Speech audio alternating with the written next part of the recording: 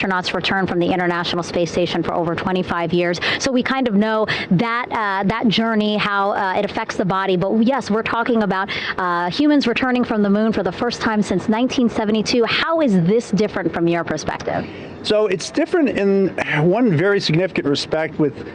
On Apollo, for exercise, they had something called the Apollo Exergenia, which was basically just a little canister with some ropes, and they would have some resistance and kind of do that. And the Apollo astronauts really liked that. They liked the ability to exercise, because you decondition from a musculoskeletal standpoint, you lose your strength and your stamina very quickly. We had something called the Orion flywheel, which was able to impart much greater loads in terms of resistance, so they're able to do squats, deadlifts, different things, not dissimilar to what the ISS astronauts do, but with a lot less room to do it. Mm-hmm. And they also did rowing activities for cardiovascular health, and the crews loved it. But for the lunar crews, the future lunar crews, maintaining that physical conditioning, which our astronaut strength conditioning rehabilitation specialists, affectionately known as the ACERs, back in Houston, really work hard to get them in the best shape they're going to, have to be in to get to the moon. That device hopefully will maintain that. And Apollo only had about a 4.3-day journey to the moon. Our astronauts are going to have about a 10 to 14-day journey. Right. So maintaining that physical fitness, that strength and stamina is going to be crucial for the success of being able to do those very physically demanding lunar EVAs. Right. So we're very excited about what the astronauts have said about the device and what they have to say about the role exercise plays, going to the moon. And also the mental benefit. Sure. They just really like sweating, breaking the sweat, and actually just feeling like they're just getting a workout. Right. Thank you so much, Rick. I really appreciate it. I know they're going to be in good hands, so we'll let you get back to it. Thank you so much. Thanks for the time. Back to you, Rob. Okay, Megan, back here in Mission Control in Houston, everything is moving along in order. This view of Reed Wiseman on the left, Victor Glover on the right. We have good suit leak checks. Everything aboard integrity is in excellent shape. The vehicle, with the Earth growing larger and larger in the field of view, we're now just about 8,200 nautical miles away from Earth and closing in for a splashdown just 1 hour and 5 minutes from now.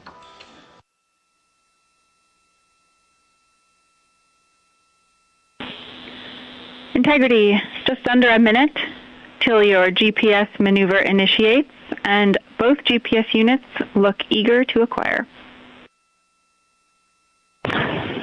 Outstanding. Seats 3 and 4 are working on seat strap in now. Houston copies. Once again, as we start to close in on some of the major milestones, the first one coming up in just 31 minutes. And Integrity, just confirming the LCG gas trap was able to be closed out. Affirmative. Copy. Crew module, service module separation scheduled just 31 minutes from now. The key point of interest, of course, will be the performance of Integrity's heat shield during its high-speed entry back into Earth and the peak heating that is expected around the spacecraft of some 4,000 to 5,000 degrees Fahrenheit. On Artemis 1, as I think most folks know by now, we flew a trajectory known as a skip entry, in which we performed an initial dip into the atmosphere to bleed off some energy. Then we skipped out of the atmosphere and dipped back into the atmosphere before splashing down in the Pacific. But after the mission was over with, we noticed unexpected liberation of some of the charring effects on the heat shield known as AVCOAT. Before the flight, we had an opportunity to sit down and talk with Entry Flight Director Rick Henfling to get a perspective on what this all means and how the mission was redesigned to try to protect Integrity's heat shield to a higher extent. Let's take a look at that interview. Returning from the moon is a lot different than deorbiting from low Earth orbit. When we return from the moon, we expect to achieve velocities upwards of 36,000 feet per second. And in order to slow down to a nice, graceful splashdown in the Pacific Ocean, the flight crew is going to experience between 3 and 4 times the force of Earth's gravity On Artemis 1, pressure buildup inside the char layer of the heat shield resulted in the char losses we saw. NASA established a Tiger team whose job was to investigate the cause of the problem and then make recommendations on how to fly the Artemis 2 mission safely and successfully. And so for Artemis 2, we are going to fly a profile that ensures the spacecraft will not see that same type of pressure profile. And so the char losses seen on Artemis 2 will not be like the ones that we saw on Artemis 1. Rick Henfling indicated that the orientation of the spacecraft and the shortening of the distance of transit to the splashdown zone from the point of entry interface when we reach the top of the Earth's atmosphere, which will be coming up at 6:53 and 30 seconds p.m. Central Time, should do the trick in minimizing the deleterious forces against that heat shield that were noticed on the Artemis 1 mission. We think we see a beautiful sunrise over the west coast of Australia.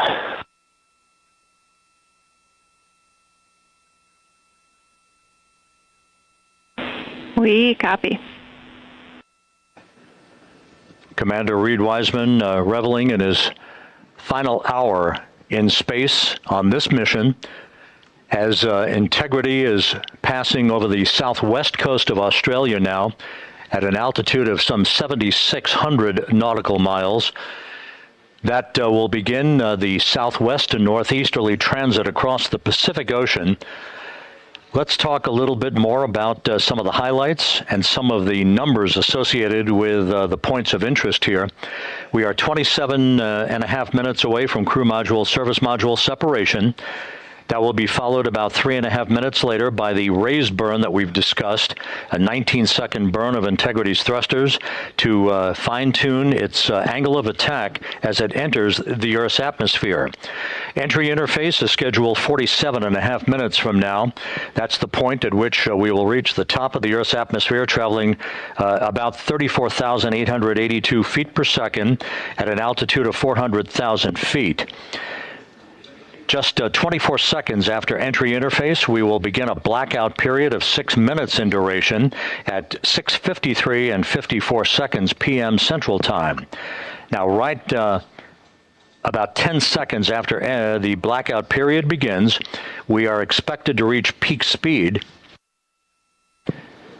which would be 24,661 miles an hour. That'll be about 103 miles an hour short of the velocity record set by the Apollo 10 astronauts, Tom Stafford, Gene Cernan, and John Young, when they returned from the moon on the Apollo 10 mission in 1969.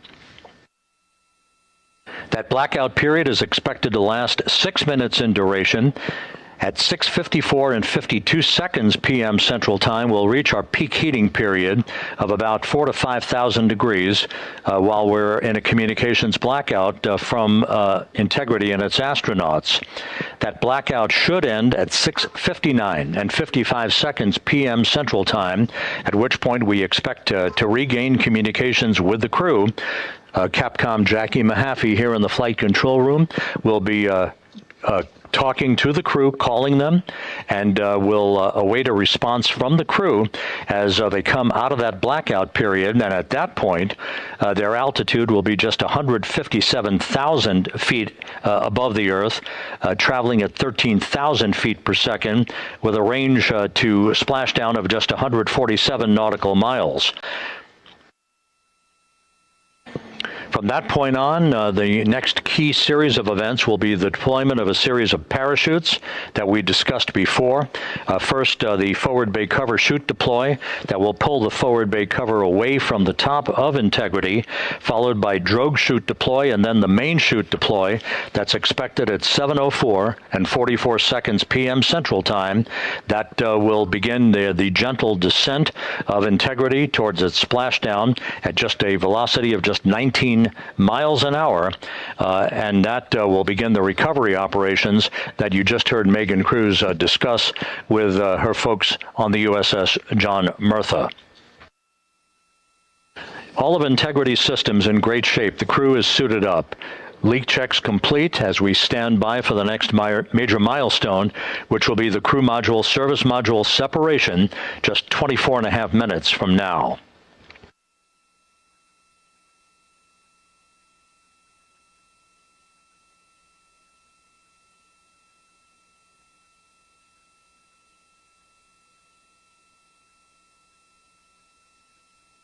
All of the activities from the start of entry interface to the point of splashdown will be quite rapid fire, just 13.5 minutes from the point at which we begin descent into the Earth's atmosphere till splashdown. And just to show you, as Rick Shearing, the flight surgeon, alluded to in his interview with Megan Cruz, all of this happens to decelerate the vehicle from traveling around Mach 33 to just 19 miles an hour at splashdown. All of that happening in just 13.5 minutes.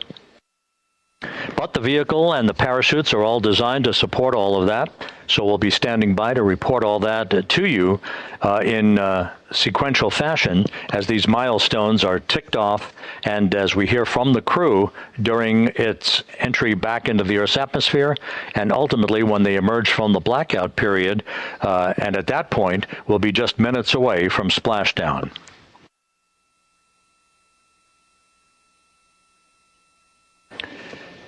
So with all of those preparations ongoing, we can return here briefly for another report from the USS John P. Murtha and Megan Cruz. Megan?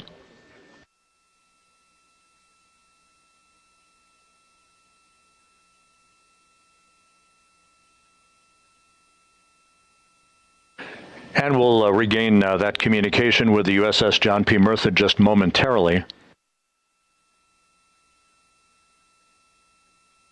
In the meantime, everything is on track aboard Integrity, the flight control team here in Houston, led by Entry Flight Director Rick Henfling.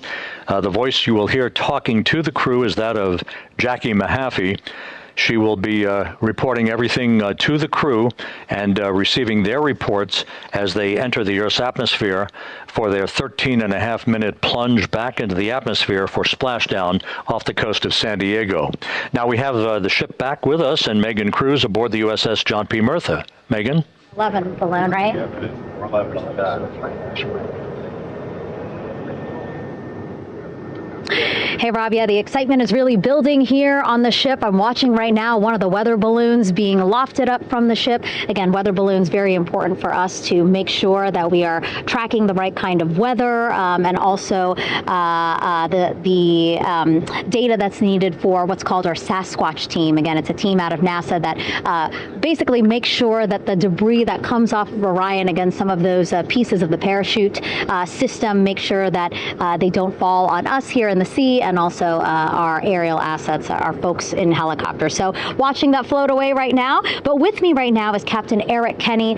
He's the commanding officer of the John P. Murtha naval ship. Thank you so much for being here. There are so many moving parts that you have to keep an eye on. That's absolutely right, yeah. But first of all, on behalf of the crew of USS John P. Murtha, Megan, thanks for having me on today. Happy to tell you what we're doing and excited to get the interview started. Yeah, absolutely. Why don't we actually take a look at the flight deck here? We'll start there.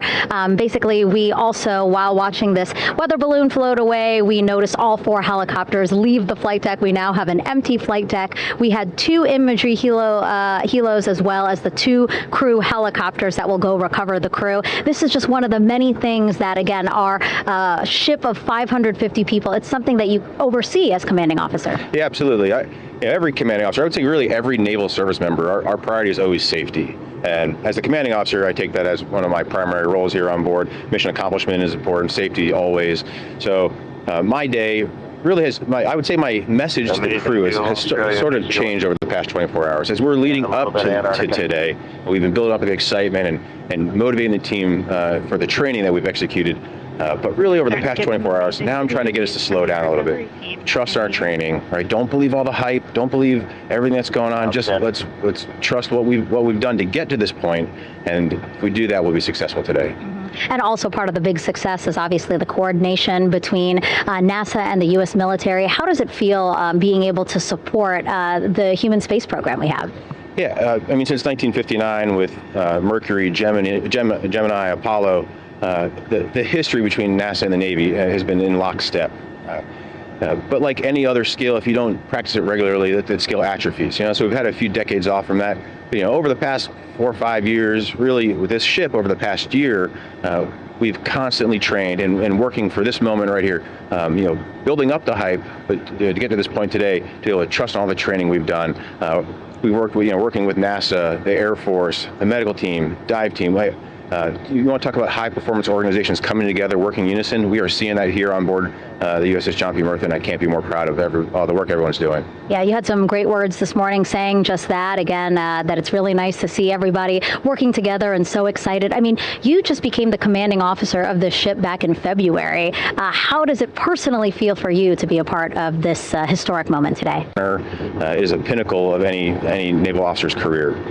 That being said, as my change of command was approaching, and I realized that Artemis was going to be in the window here, to say that I'm humbled and honored to be here is an understatement. What really just excites me is the opportunity to see this crew, who has been training so hard over the past year plus, come together. It is what inspires me. Listening to NASA and the ownership and pride they take. They make my crew better. I think we're making NASA better together. That synergy is something that I'm happy to see and hopefully take forward with me in my career. Yeah, it's all about partnerships. We couldn't do it without you, and we couldn't have gotten to the moon without our international partners as well. So thank you so much, Captain. It was really great to have you here today. Thanks, Megan. Awesome. All right, Rob, back to you. Thank you, Megan. Back here in Mission Control in Houston. We just had a quick view of the crew. We'll get that view back, and there they are again. Here in Mission Control, the entry team of flight controllers led by Rick Henfling and Jackie Mahaffey serving as the spacecraft communicator. We have just handed over communications links from the Deep Space Network that we communicated with the crew through from the time of the translunar injection burn back on April 2nd. We've just handed back to the Tracking and Data Relay satellite system as we prepare for the crew module service module separation that will take place just 17 minutes from now. With the Earth looming in front of Integrity as it barrels back for a splashdown of the Pacific just 50 minutes from now, we're just 5,700 nautical miles from splashdown. Just one other quick note about the comparison from the Artemis 1 entry profile to the Artemis 2 entry profile and how that is serving as an extra layer of protection for Integrity's heat shield. The Artemis 1 entry had an entry range of some 3,178 nautical miles, a very long downtrack, and a very longer period of exposure to heat loads than we're experiencing tonight. It also had that skip entry profile that we discussed earlier, dipping into the Earth's atmosphere, then back out, then back in. It was about 20 minutes of exposure. Integrity, Houston, comm check on TDRS. Jackie, we have it loud and clear on TDRS. We have you the same. And there's one of the weather balloons being deployed from the USS John P. Murtha.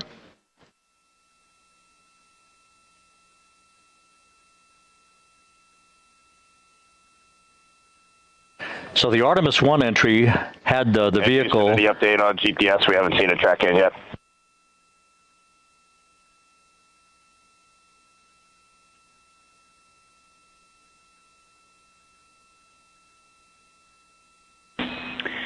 Reed, we are watching. We are starting to get into the window where they may start acquiring, so should be within the next 10 minutes. Okay, sounds good. We're holding at step 17 and getting ready for CMRCS hot fire.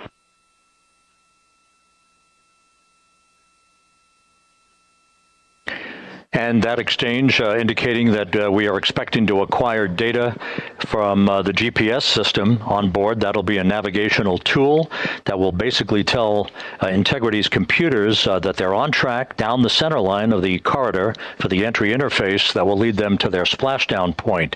Once again, the Artemis 1 entry exposed the heat shield for about 20 minutes of peak heating. For Artemis 2, we're going to reach a downtrack distance of 1,701 nautical miles from the point of entry interface with just 14 minutes of duration.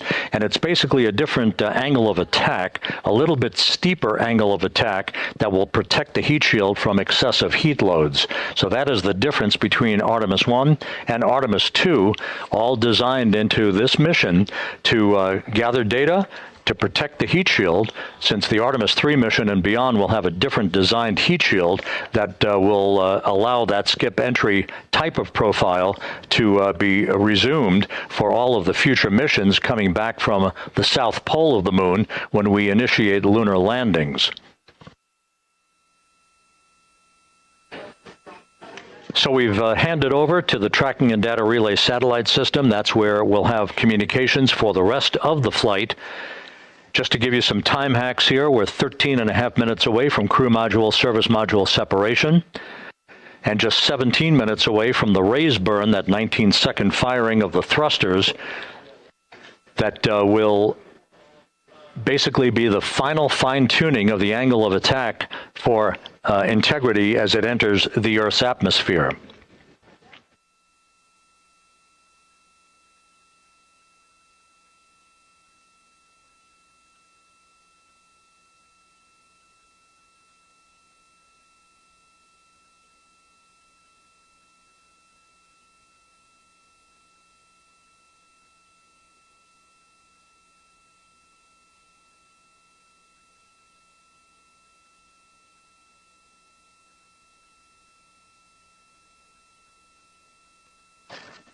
And once again, a dueling box view of some of the assets that are involved in recovery operations today.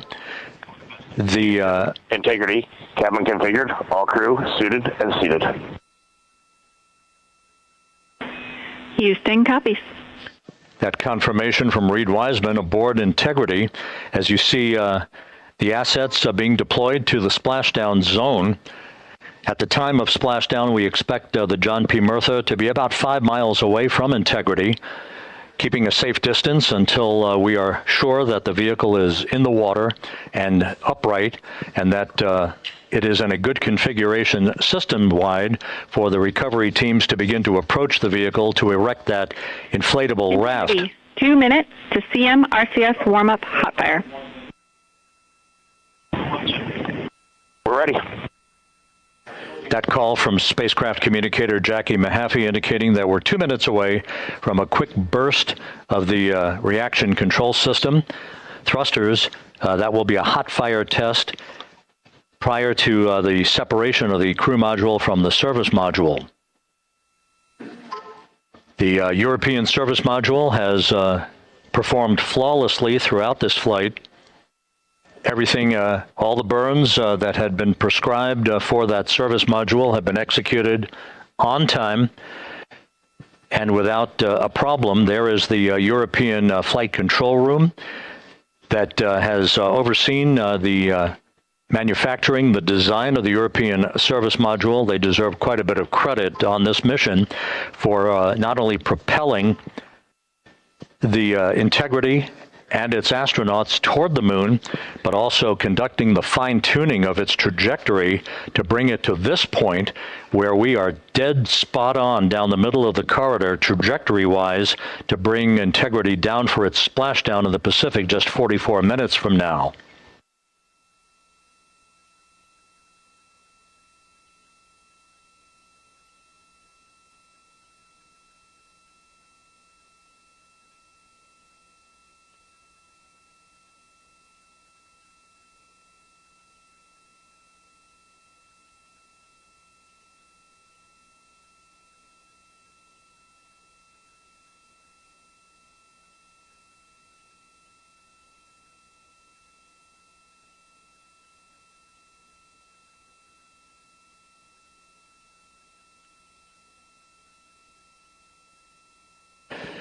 What you're looking at is a computer-generated visualization based on real-time telemetry from Integrity, currently traveling about 16,000 miles an hour.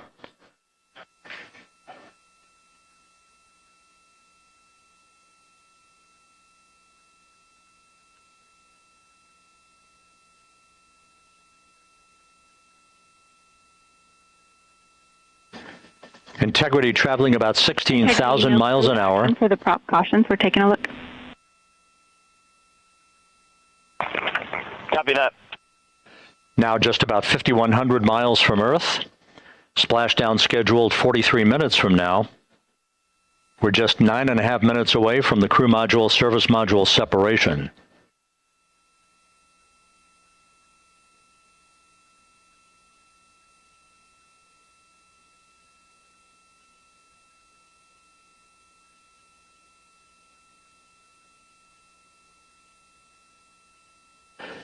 We are confirming. Integrity, we are assessing details, but so far looks like a good hot fire. Looks good on board, Jackie. Thank you. And Jackie Mahaffey took the words out of my mouth. I was just about to say that we had a good hot fire test of the thrusters in advance of the crew module service module separation that's coming up just 8.5 minutes from now. This will begin the period in which we will have rapid-fire succession of critical activities on board that will lead to entry interface just 28 minutes from now, where the vehicle will enter the Earth's atmosphere at an altitude of 400,000 feet. The time of entry interface, 6:53 and 30 seconds p.m. Central Time.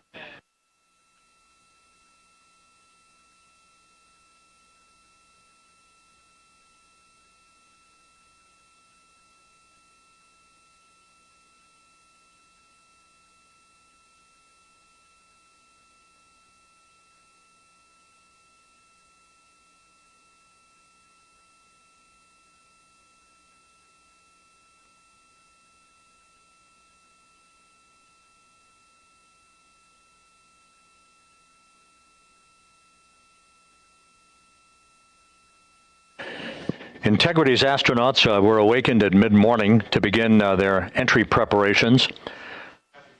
And propulsion officer now reports a good hot fire test in preparation for the crew module service module separation.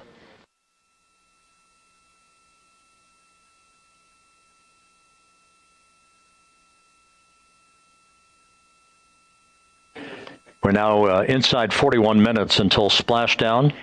Integrity Houston, we have confirmed a good CMRCS hot fire. And although we are not seeing GPS acquired yet, you can skip the troubleshooting steps in 157 for now. Integrity copies.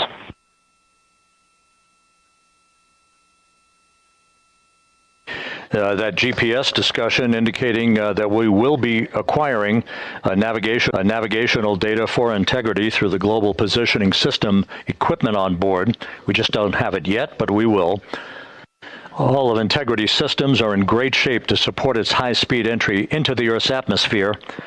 It, once again, will reach a peak speed of 24,661.21 miles an hour. You're calling GPS. We at least have GPS 1 looking good on board.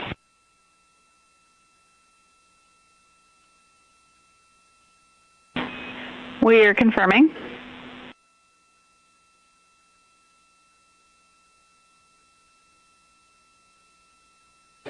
The Guidance, Navigation, and Control Officer here in Mission Control confirming that we have good lock on GPS data. We are on a communications link now through the Tracking and Data Relay satellite system.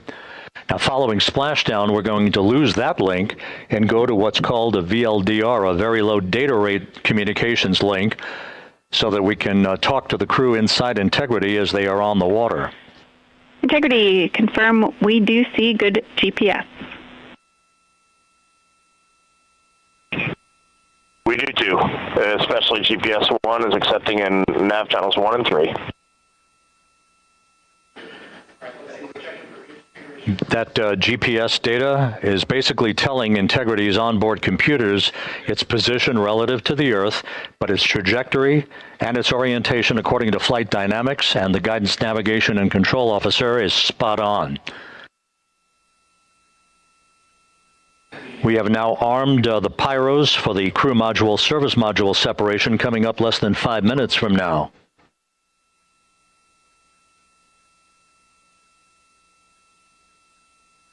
Once again, just 10 seconds after entry interface, we will see Integrity reaching its peak speed of 24,661.21 miles per hour. That will be just seconds before we begin a 6-minute blackout period. Integrity, Houston. Your vehicle is in a good config for CM-SM SEP and go for CM raise.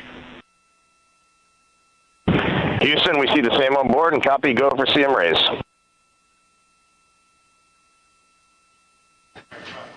That CM raise referred to as the slight firing of 19 seconds by Integrity's thrusters with a change in velocity of 9.9 feet per second, a slight nudge of the aft end of the vehicle so that it's tilted a bit upward, providing the final angle of attack as the vehicle enters the Earth's atmosphere, this being the mitigating factor that will reduce heat loads on the heat shield as we reach a point downrange from the start of entry interface, some 1,701 nautical miles to the splashdown site.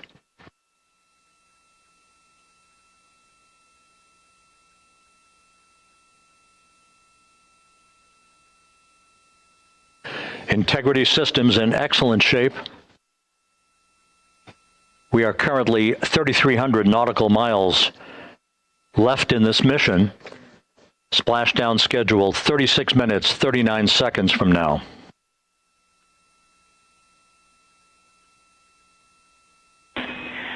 Integrity, Houston.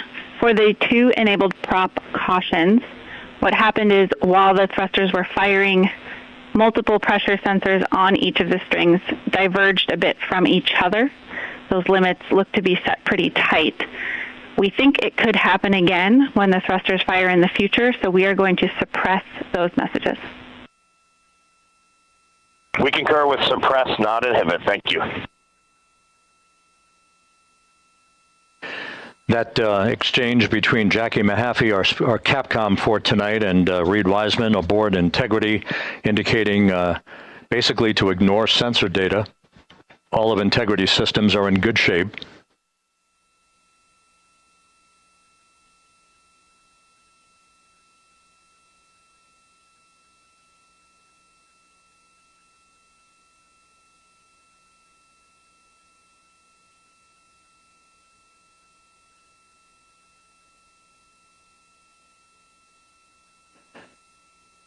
Now, coming up on about 90 seconds till the crew module, service module separation.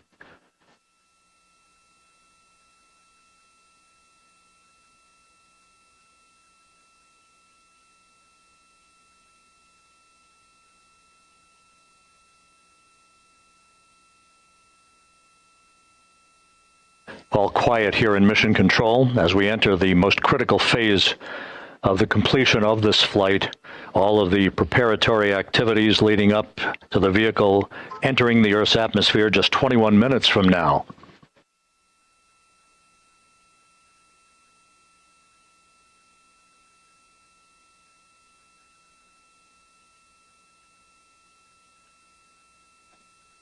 Coming up on 1 minute. Mark 1 minute till crew module, service module separation.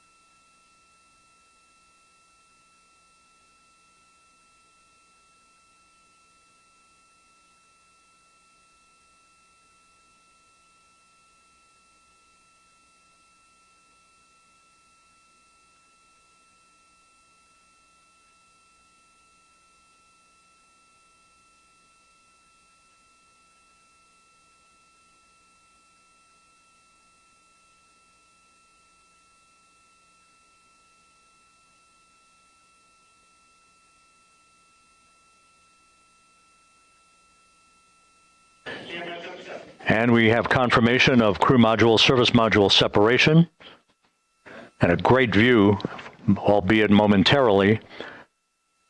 Houston, good step on board. Houston copies and concurs. The European service module now separated from Integrity, a job well done. Integrity, no action for the 4 CDH cautions. Those are SM related, not applicable. Integrity.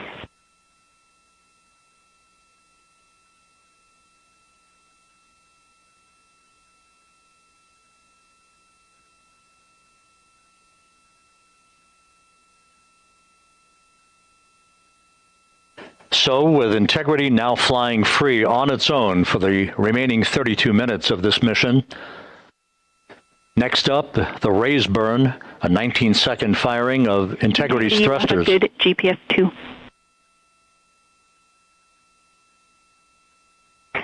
Integrity copies, good GPS 2. Coming up on the 2-minute mark until the raise burn. Again, this is the final tweaking of the orientation of Integrity to put it in the right angle, if you will, the angle of attack that it will fly in during its entrance into the Earth's atmosphere. Entry interface now just 18 minutes, 25 seconds away. This is a visualization, but driven by real-time telemetry. This is the maneuvering of Integrity to the raise burn orientation. Just 2,800 miles from Earth.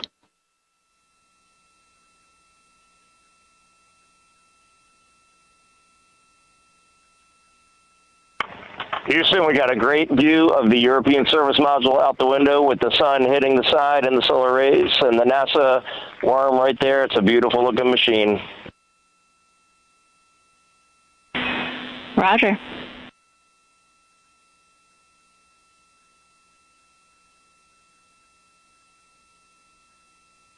And we have completed the maneuver to the raise burn orientation, 1 minute away from the raise burn.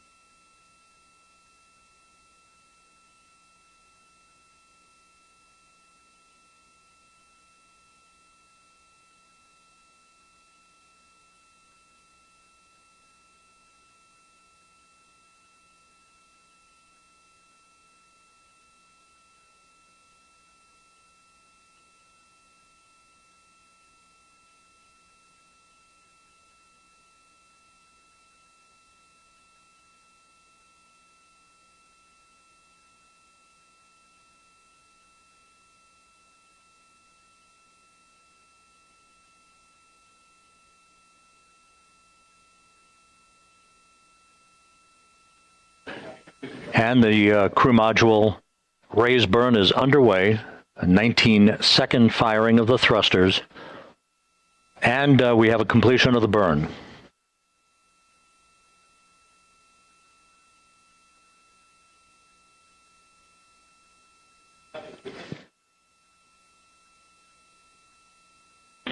Integrity, good. CM raise burn. Your flight path angle is within limits.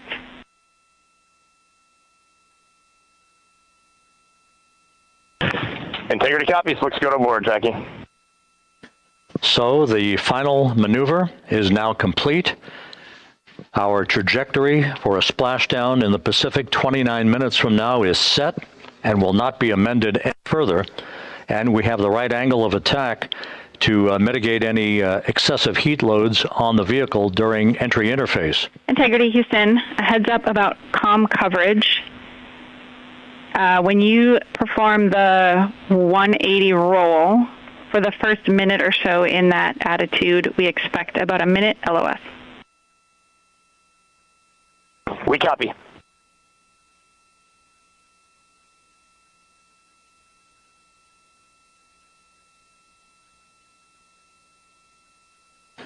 So for those who are watching, The series of events coming up, we will enter the first traces of Earth's atmosphere 14 minutes, 45 seconds from now. 6:53 and 30 seconds is what is pegged for entry interface at an altitude of 400,000 feet, traveling at approximately 34,800 feet per second, range to touchdown or splashdown 1,701 nautical miles. 24 seconds after entry interface, we will enter a 6-minute blackout period in which we will lose communications with the crew. This is expected due to the buildup of plasma around the vehicle. That's an ionization effect due to the collision, if you will, of the velocity of the spacecraft with the friction of the Earth's atmosphere. That 6-minute blackout is expected to begin at 6:53 and 54 seconds p.m. Central Time. During that period of time, we will reach our peak speed of 24,661 miles per hour. That comes just short, based on unofficial data from the flight dynamics officer right now, will come just short of the velocity record set by Apollo 10 of 24,791 miles per hour in 1969. We expect peak heating on the vehicle at 6:54 and 52 seconds p.m. Central Time, a minute and 22 seconds into entry interface.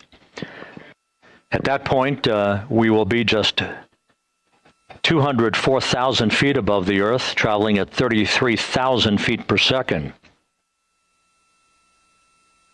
The blackout period is expected to last 6 minutes. We expect that blackout period to end at 6:59 and 55 seconds p.m. Central Time. From the end of the blackout period until splashdown, it is just 7 minutes, at which point we'll start deploying the series of parachutes to slow integrity down to an ultimate splashdown velocity of just 19 miles an hour. We see the same, waiting for the 180 rolls.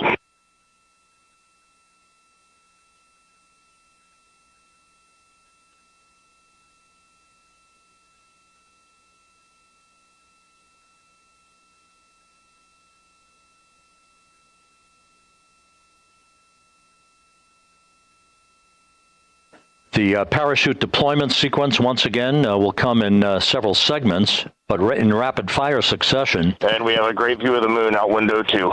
Looks a little smaller than yesterday. Guess we'll have to go back.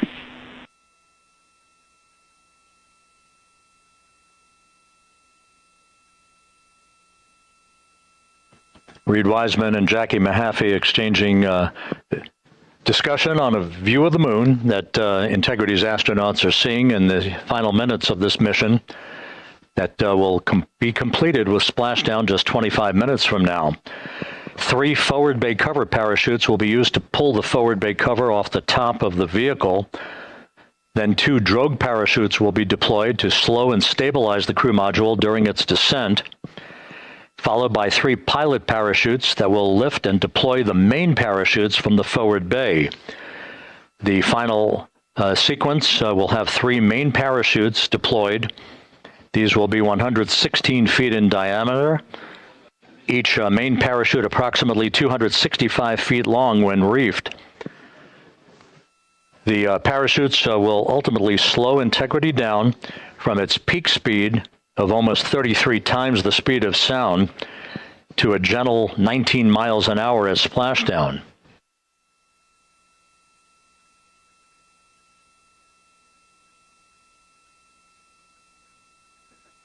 The vehicle is now currently in a roll to the proper attitude for entry interface. Our trajectory is right on according to flight dynamics.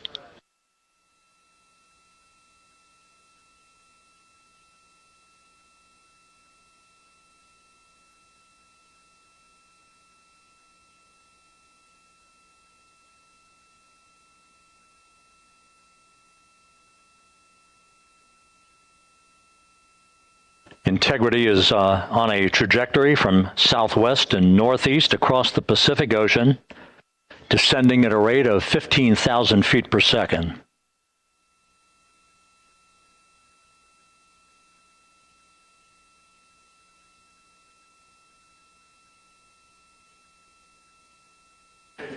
Range to touchdown 4,300 nautical miles, all the systems in excellent shape.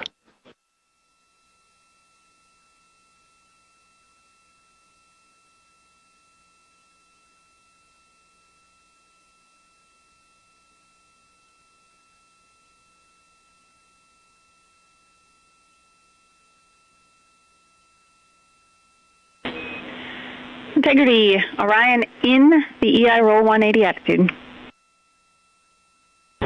Looks good on board, Jackie.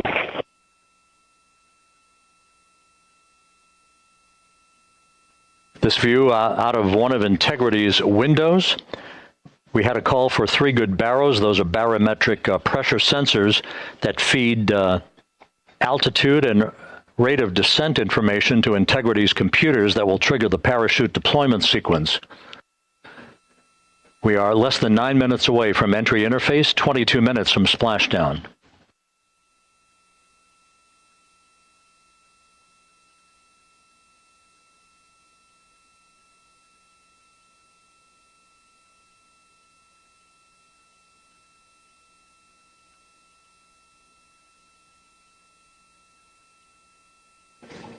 You can see the reflection of one of the crew members in the window.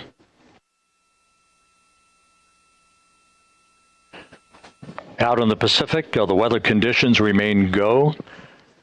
Just a few clouds, some scattered clouds, winds at 10 knots, wave heights just about 4 feet. A gentle day in the Pacific for the homecoming of Integrity's astronauts.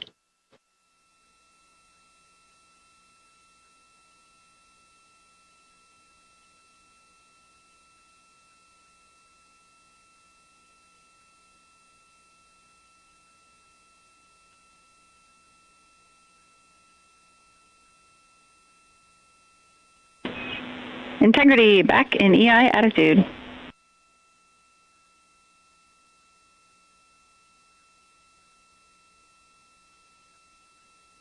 We see the same on board, Jackie.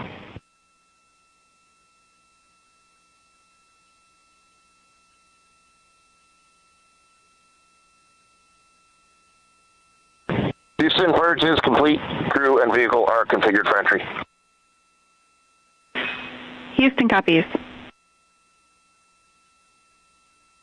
And we're in step 37, transferring nav state to BFS.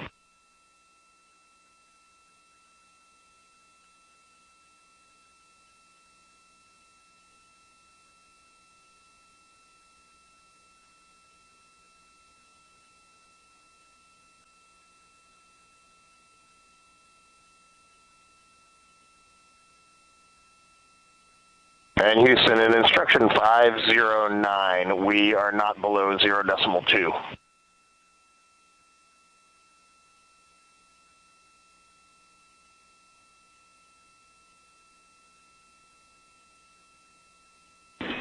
Integrity, no action required. Integrity.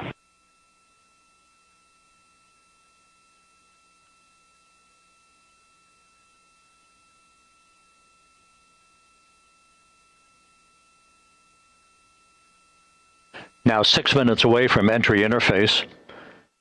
We will hit the first traces of Earth's atmosphere at an altitude of 400,000 feet, traveling about 34,882 feet per second. Range to splashdown at that point will be 1,701 nautical miles.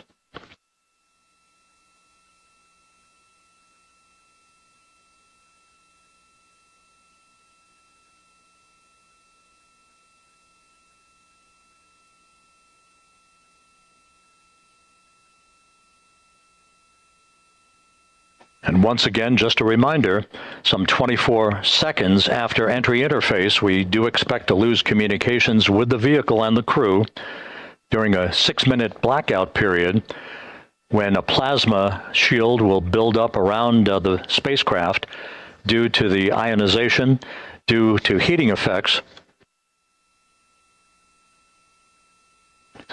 And Flight Dynamics has just confirmed we will have a blackout period of exactly 6 minutes in duration. And once again, that's due to the fact that a plasma buildup around the vehicle will prevent communications and data, so we will not be able to talk to the crew members at that time, nor will we receive data here in the flight control room. Houston, everything's looking good on board. Just confirm no pre-EI downloads. Houston concurs. That blackout period to begin at 6:53 and 54 seconds p.m. Central Time, and again will last about 6 minutes in duration.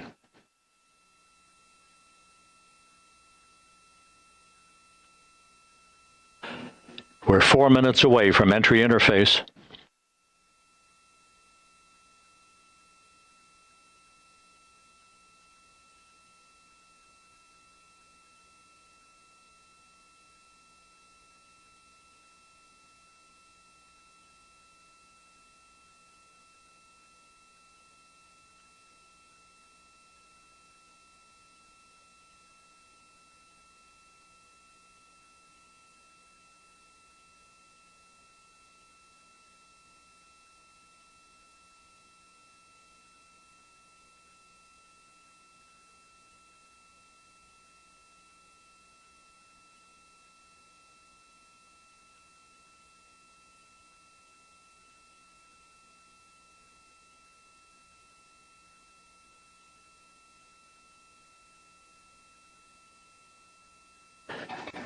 This view from Integrity as it crosses from southwest to northeast across the Pacific Ocean, 3 minutes from entry interface.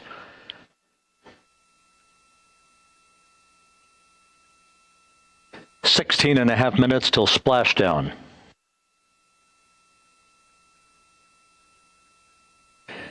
The USS John P. Murtha and the recovery team is on station and in position, as are the airborne imagery assets that we hope to receive imagery from as Artemis enters the Earth's atmosphere and through parachute deployment.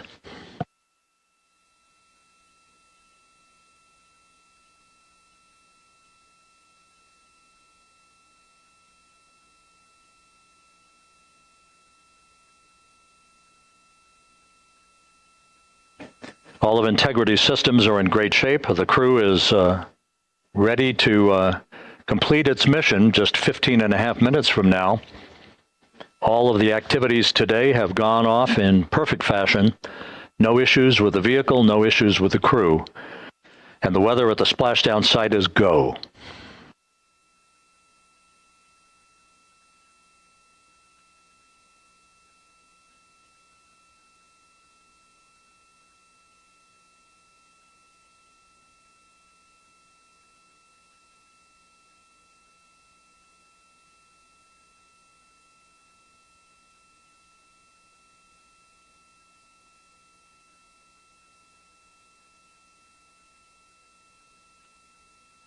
Coming up on 1 minute until entry interface.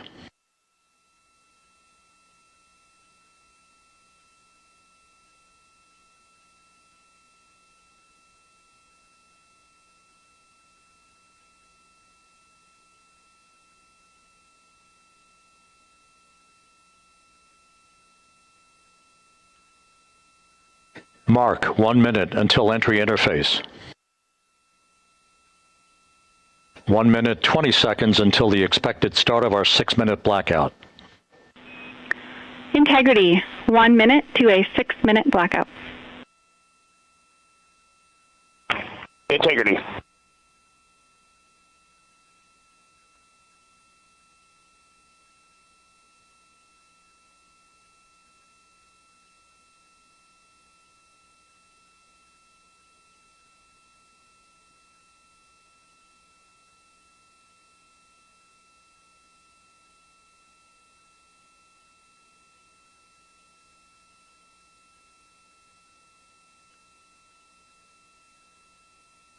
Ten seconds till entry interface.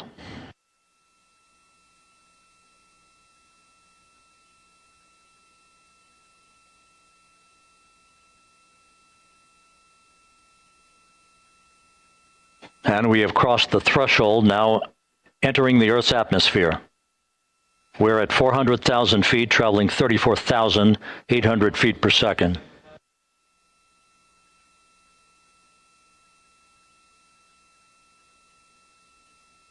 Time to splash down 13 minutes, 10 seconds.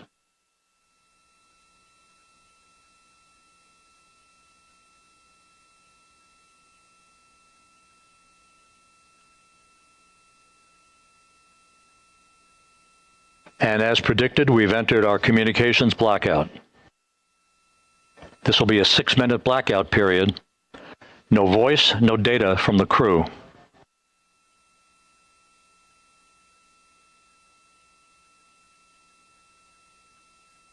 We're 30 seconds away from the anticipated point of peak heating on the vehicle, where temperatures will rise to about 4,000 to 5,000 degrees Fahrenheit. This is the true test of our trajectory.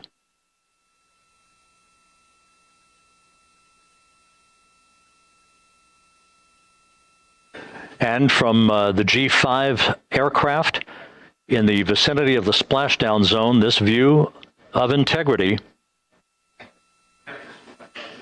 So that pinpoint of light shows the vehicle as it enters the period of peak heating in the Earth's atmosphere, the first tug of gravity being felt by Integrity's astronauts since their launch back on April 1st.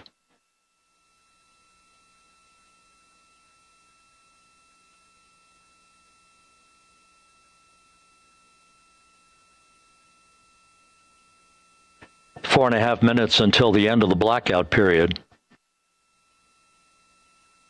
Time to splash down 11 minutes, 33 seconds.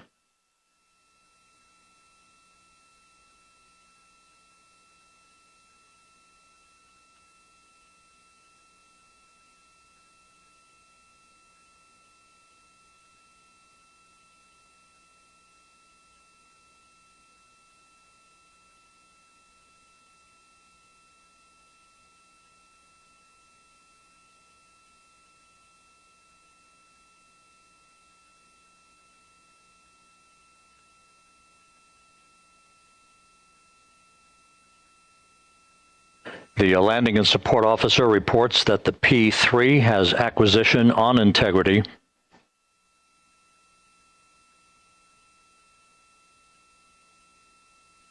Three and a half minutes left in this blackout period. This is a visualization of the plasma buildup around the spacecraft and the repelling of that heat on Integrity's heat shield.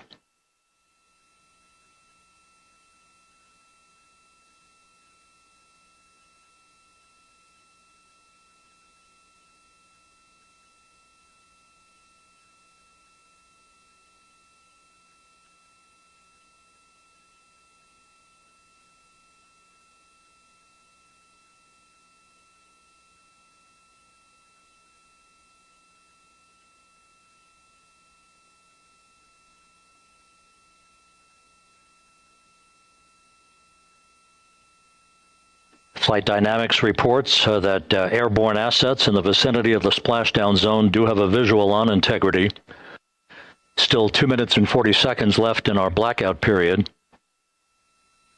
Time to splashdown, 9 minutes, 35 seconds.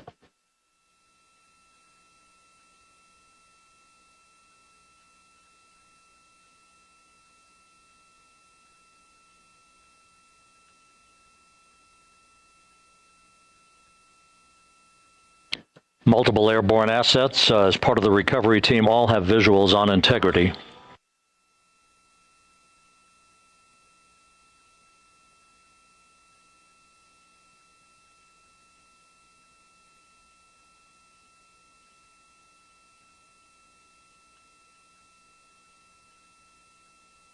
And the WB-57 flying in the splashdown zone also has a visual.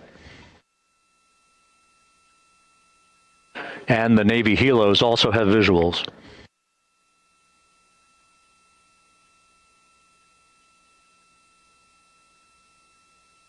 We're still in the blackout period. Still do not have communications from the crew.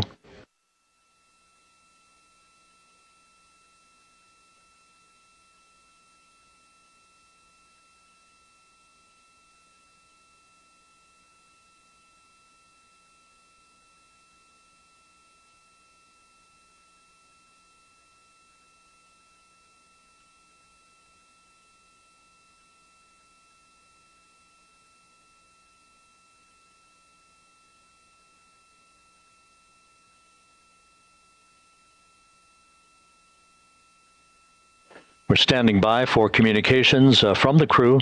We should be out of the blackout period less than a minute from now.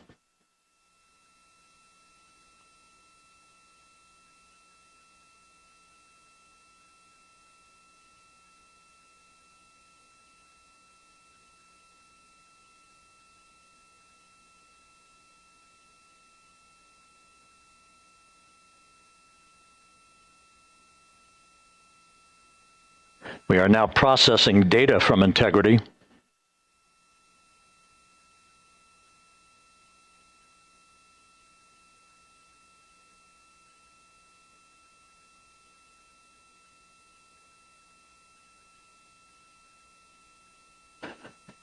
Landing and support officer reports the small boats are en route to the splashdown target zone.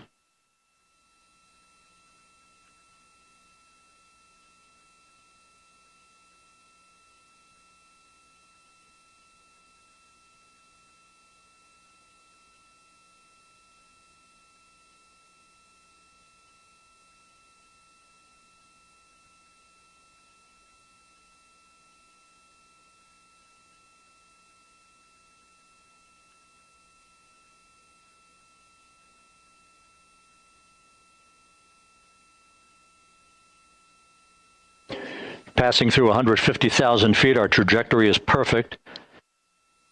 We're getting intermittent views of integrity. Still waiting to establish voice communication.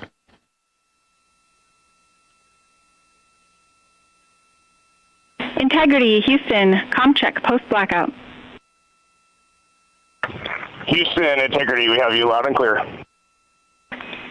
Your trajectory is nominal, and your recovery teams have visual. Guidance looks good. No action for the enabled internal camera controller fail. Big cheers from the viewing room here in Mission Control as voice communication reestablished with Commander Reed Wiseman. For America and a waiting world, Integrity is 5.5 minutes away from coming home.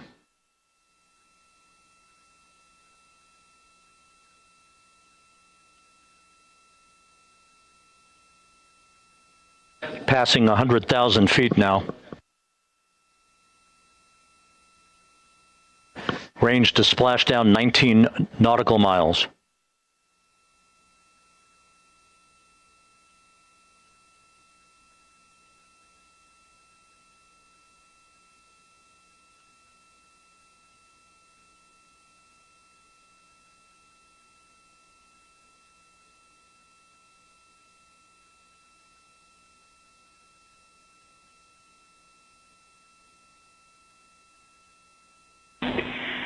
Integrity, impact to the camera controller fail is no Cab 1 views of the chutes.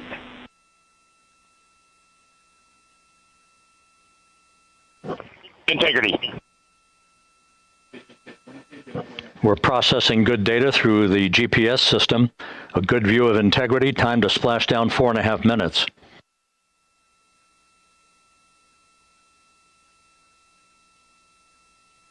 And a view of Integrity from the WB-57. We're at 50,000 feet.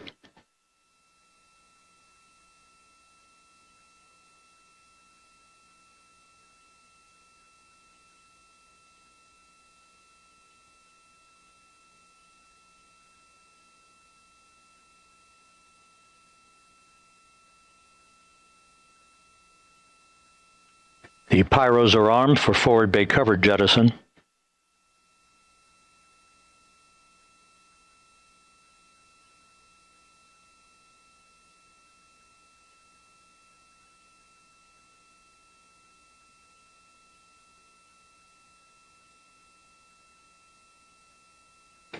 And there go the first series of parachutes, and we're on drogues.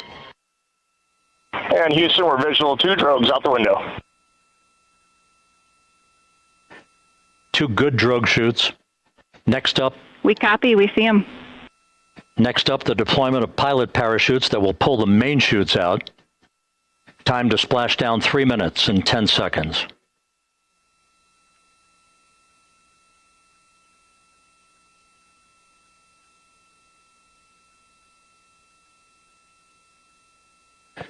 descent rate according to flight dynamics. Good rates on 2 drogues. We see the same on board.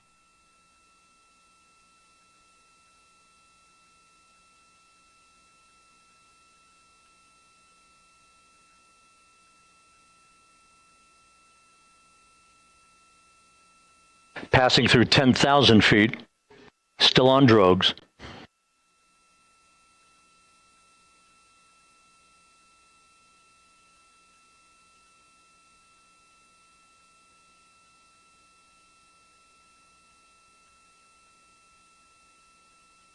Main chute deploy.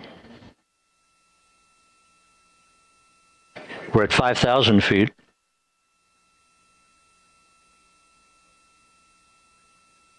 Search and recovery beacon has been activated on integrity. And we have 3 good main chutes.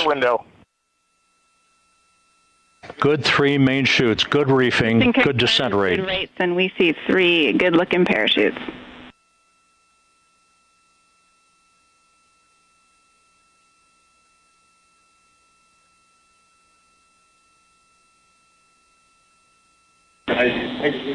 Integrity. Cabin pressure indicates no need for hydrazine checks.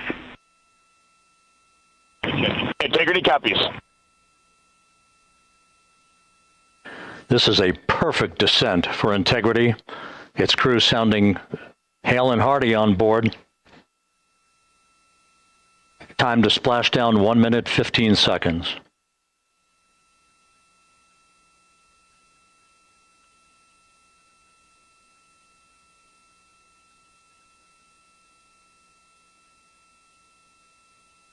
Integrity about to complete a journey spanning 694,481 miles from its launch from the Kennedy Space Center back on April 1st, and a trip around the moon.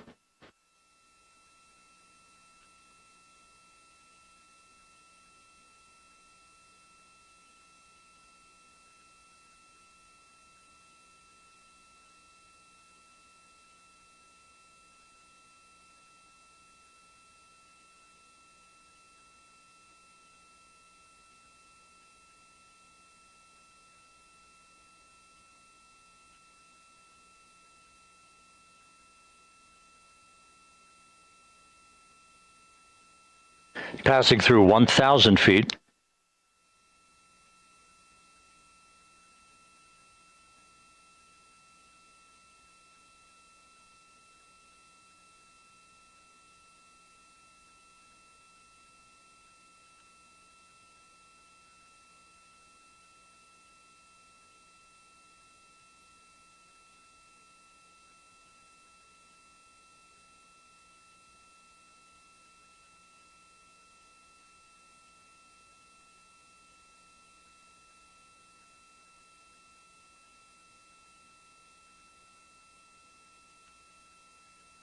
Houston Integrity, splashdown, sending post-landing command now. Splashdown confirmed. Copy splashdown, waiting on VLDR. Splashdown confirmed at 7:07 p.m. Central Time, 5:07 p.m. Pacific Time.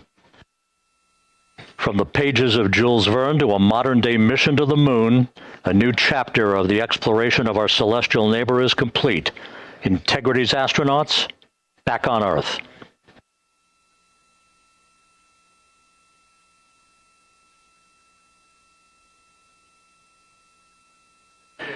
And the landing and support officer reports the vehicle is stable 1. We still will be deploying the crew module uprighting system to maintain that orientation. A perfect bullseye splashdown for Integrity and its 4 astronauts.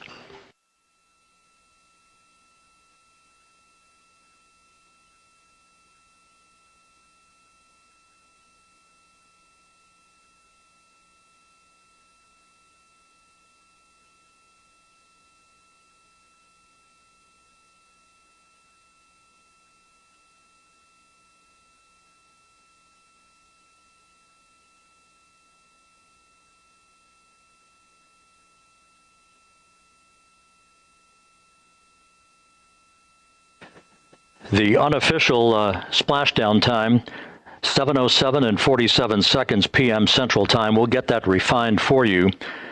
That would put the end of the mission at a mission elapsed time of 9 days, 1 hour, 31 minutes, 35 seconds.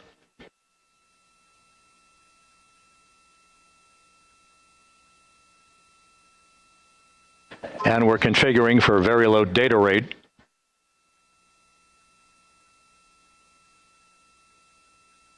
Once again, splashdown occurring in the Pacific, southwest of San Diego at 7:07 and 47 seconds p.m. Integrity Houston, comm check on VLDR.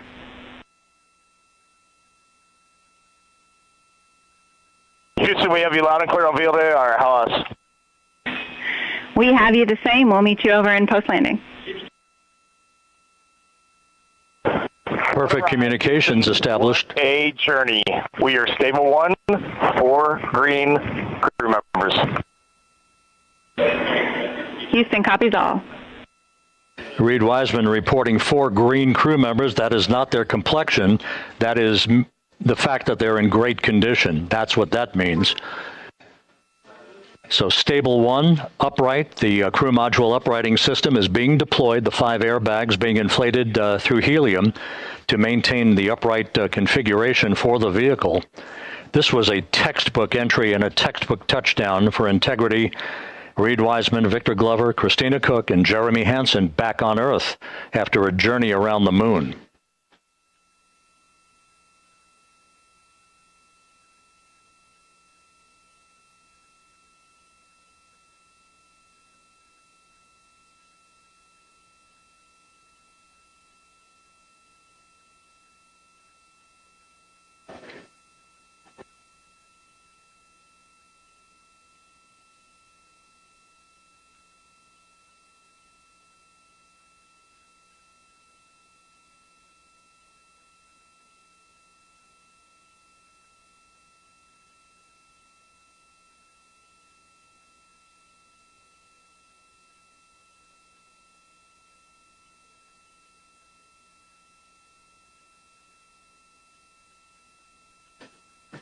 We continue to monitor the functioning of the CMOOS system.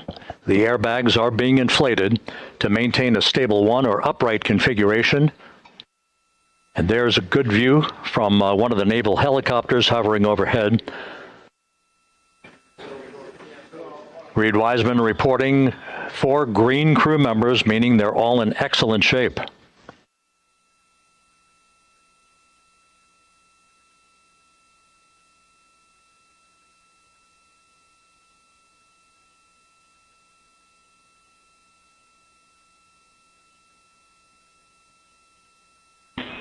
Integrity Houston for SAR beacon and radio. SAR beacon is in 406, and we're powering the radio now. Go ahead. We see the beacon on. However, the recovery team is not seeing the signal. Your SAR radio uses the same antenna, so you may run into trouble with the radio. Okay, copy. And we are also powering up the sat phone now.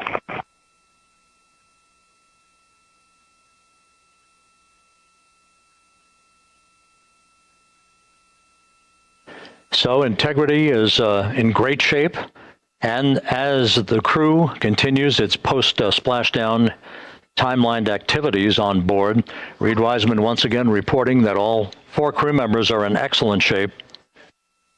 And we have 5 inflated airbags to maintain an upright configuration so that the recovery team can now begin a slow approach to the vehicle. Meanwhile, here in the flight control room, Entry Flight Director Rick Henfling is polling his team of flight controllers for the start of powering down the vehicle after a thorough systems check. We have no toxic gases to be concerned about, so the recovery personnel can approach the vehicle, but not until we have powered down the spacecraft. That's expected to take a few more minutes.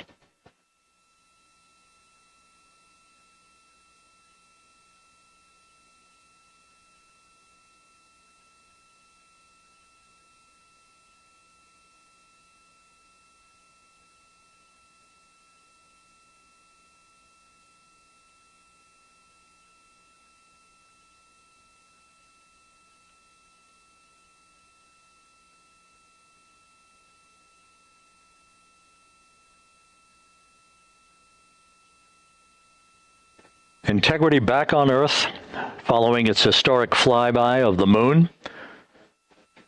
It was, for all intents and purposes, a textbook mission. On 2828, but I'll remain on this frequency. We copy.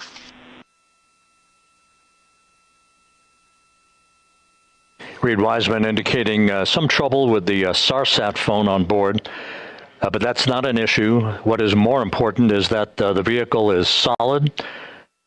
No issues as we begin the power down of the vehicle to begin the recovery process.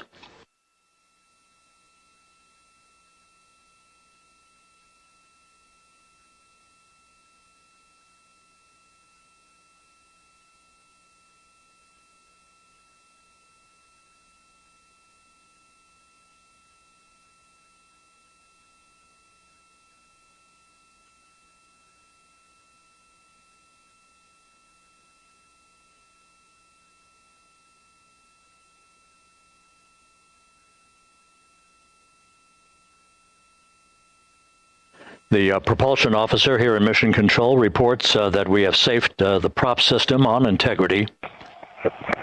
Can you say again? That was very weak and broken. Integrity, Houston did not call.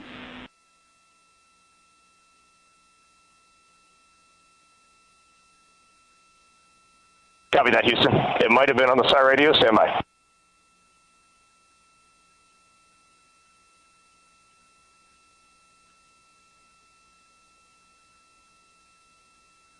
All of the milestones were executed in perfect fashion. Integrity entering the Earth's atmosphere right on time, reaching its peak speed shortly after a blackout period began. We emerged from the blackout period, but the recovery imagery airborne assets were able to pick up Integrity's descent almost immediately through entry interface, tracking the vehicle all the way down. And finally, you saw the sequence of chute deployments. First, the forward bay cover being pulled off the top of the vehicle by a series of 3 parachutes. Then the drogue chutes were deployed, followed by the 3 main chutes that slowed the splashdown velocity of Integrity to just 19 miles an hour.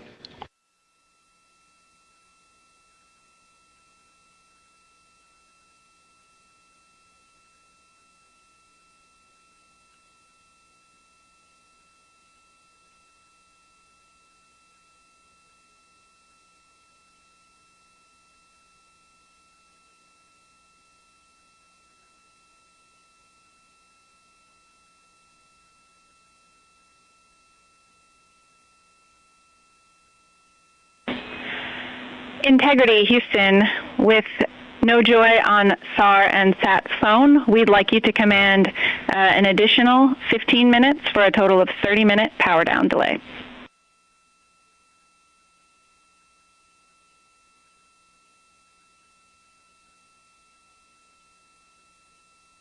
All right, Jackie, we have selected T/D+30.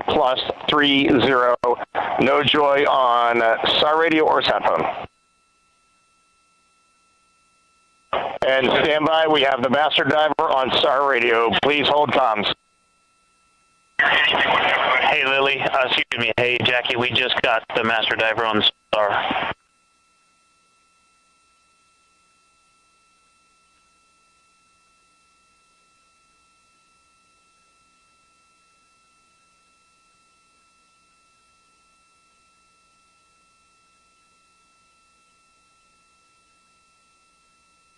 A good view of one of the fast boats. Integrity, Houston, if you are happy with your comm with Master Diver, you can go back to the 15-minute power down.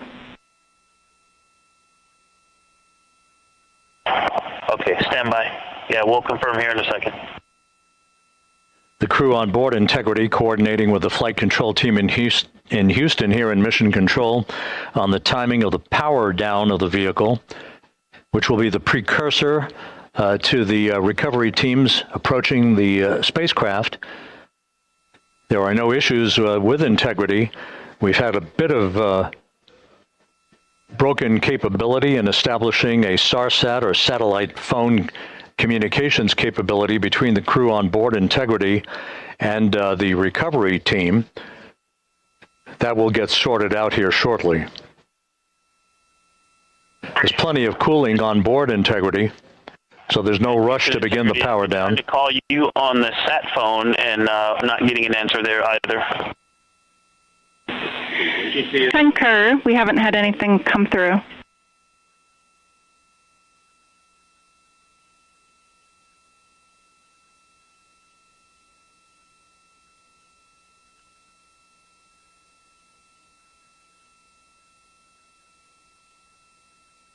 And Houston, if you could relay to recovery that we hear them, but it does not appear as though they are hearing us.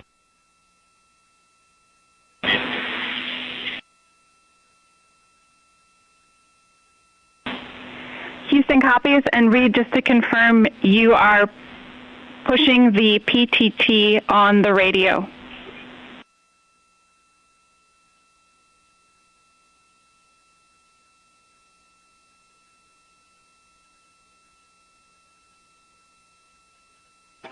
So as we continue to sort out the communications between Integrity and the recovery teams, we are standing by for the initiation of the power down procedures that, as you see, the recovery teams are moving towards the side of the capsule. The next major event will be the erection of that large inflatable raft called the front porch. That will be the port of call for the crew as they're being extracted one by one from the vehicle.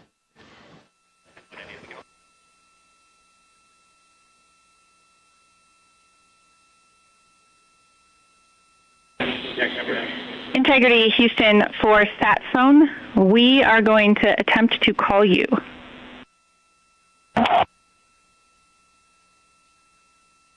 Good idea, standing by. And Jackie, yes, we are pushing the push to talk, the two buttons on the left side of the radio below the up-down arrows. We are utilizing them. I'm rebooting the radio to see if we get good comms. Okay, we copy all, and just to confirm, you are seeing that you are touchdown plus 3030 for power, correct? That's the affirmative.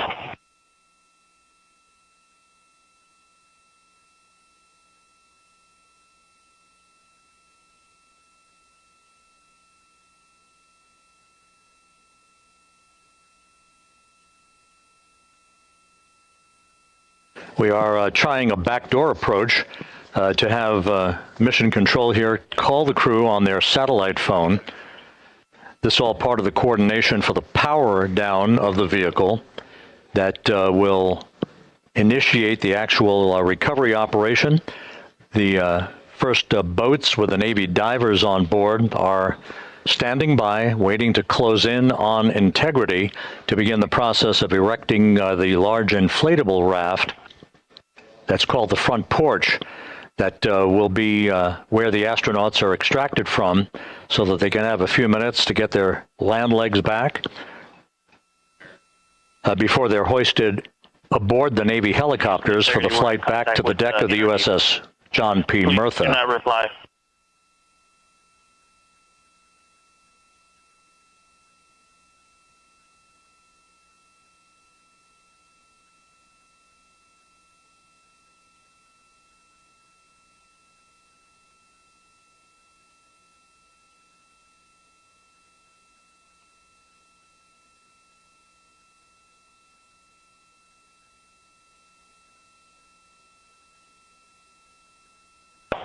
And Houston, please don't reply. NRD, very weak,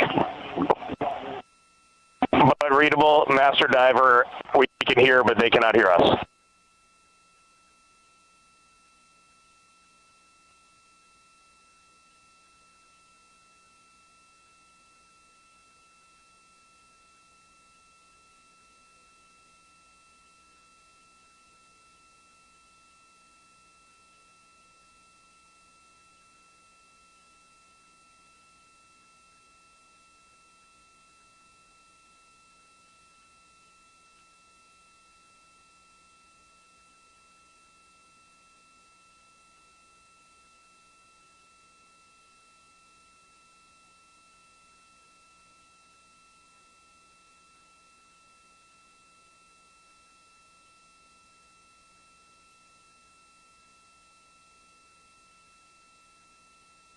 And Houston on OE1, is there any chance to tie us into NRD?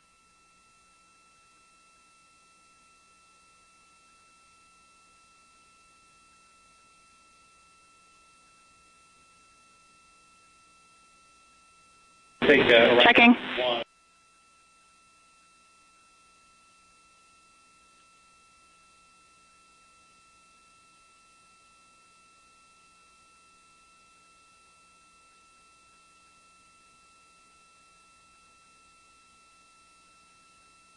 This is Mission Control Houston.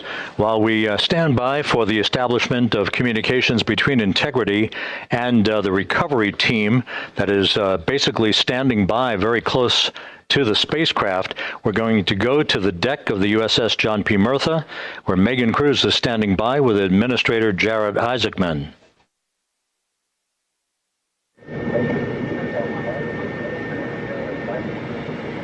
Hey, Rob, yeah, just such an honor to be able to be here on the ship, to be able to share and experience this moment with everyone together. And of course, as you just said, yes, here with NASA Administrator Jared Isaacman. Administrator, how did you feel getting to witness this and seeing NASA at its best? Oh, I mean, I'm honestly, I'm still at a loss for words. I mean, you know, like the childhood Jared right now can't believe what I just saw. I mean, almost been waiting my whole lifetime to see this, and then it's NASA Administrator. I just couldn't be more proud of the entire workforce, the years, the effort, the late nights, all the hard work from across the country that contributed to this incredible moment right now.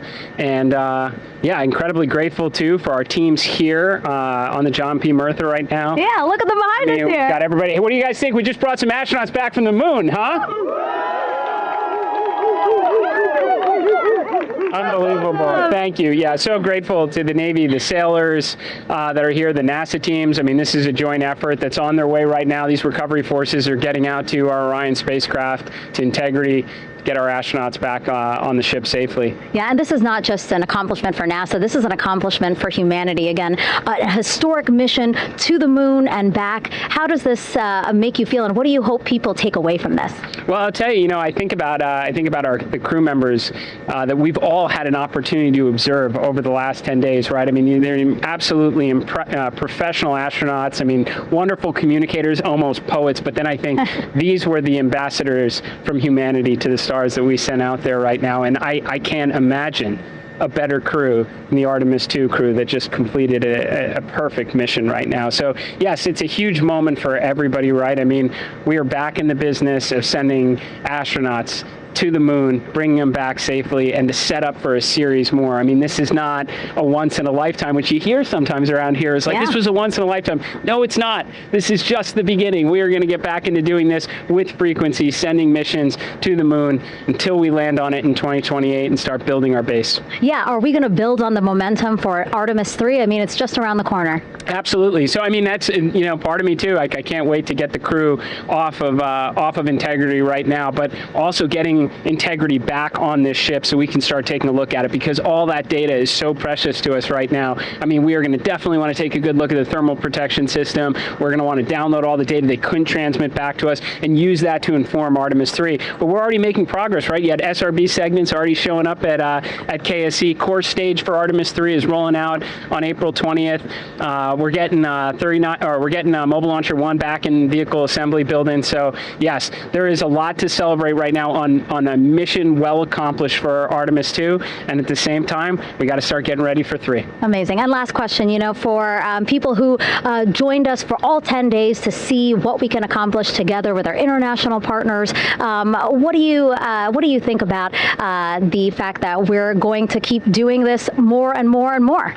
It's incredibly exciting. I mean, yes, it's the contributions, like the best and brightest across the NASA workforce from across the country, our industry partners, our international partners. We had a Canadian Space Agency astronaut on board in Jeremy. We had the European service module. And you think in the days leading up to this launch, I mean, 48 hours prior to launching Artemis 2, I was meeting with the Italian Space Agency. We signed a memorandum of understanding to build a habitation module on the moon. I mean, you have countries, all of our allies and partners coming together saying, we are committed to this effort. We are returning to the moon. We're doing it to stay. We are building that enduring presence. We are going to master the skills on the surface of the moon so someday we can undertake missions to Mars. It's just an incredibly exciting time, and we're not going at it alone. We're bringing everybody along with us. Absolutely. And speaking of everyone, one more time, we're going to ask the crew here, you guys ready to land on the moon?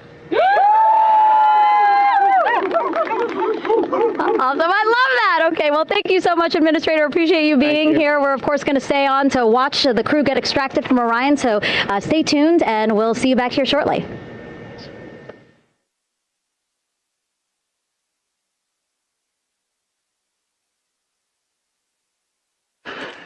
Thank you, Megan, and thank you, Administrator Isaacman. We are in the process of working to establish that communications link and to establish the procedures that will lead to the power down of the spacecraft, which is gently bobbing in the Pacific following a bullseye touchdown that occurred at 7:07 p.m. Central Time, 5:07 p.m. Pacific Time, 2.5 hours before sunset in the Pacific, southwest of San Diego. We have once again heard from the crew during that interview opportunity with the administrator, and we have 4 healthy crew members on board.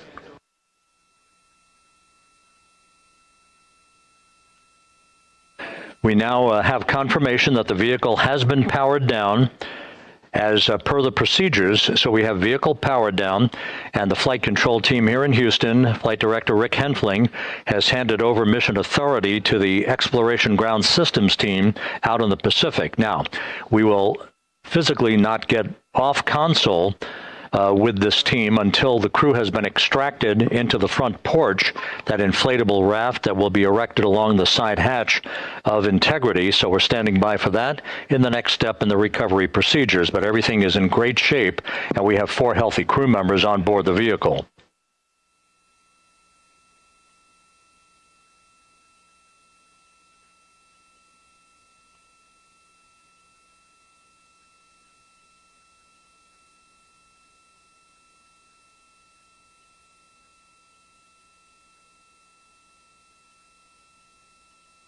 All of the entry events went by the book, no issues, perfect trajectory for Integrity that was culminated with one final raise burn to improve the angle of attack for the vehicle as it entered the Earth's atmosphere. All of that flight dynamics computation worked like a charm.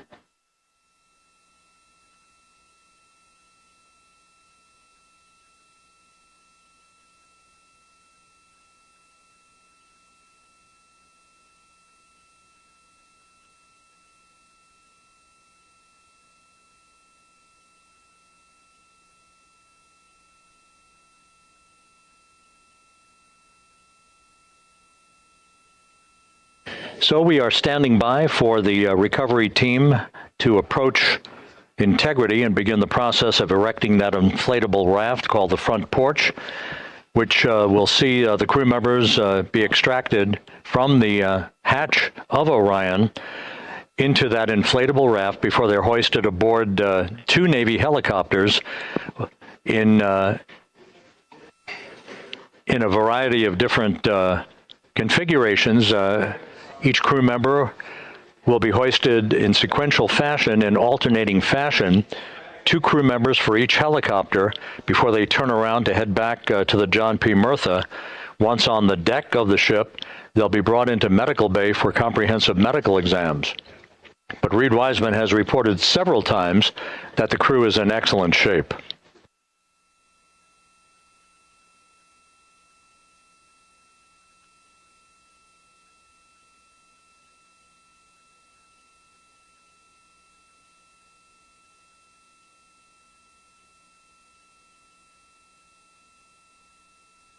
So just to recap, it has been some 26.5 minutes since the splashdown of Integrity in the Pacific. The vehicle is in excellent shape. It performed like a champ all the way down through the Earth's atmosphere. All of the vehicle functions were checked off in excellent trip hammer fashion. The parachutes all deployed as planned. Splashdown occurring at 7:07 p.m. Central Time, 5:07 p.m. Pacific Time.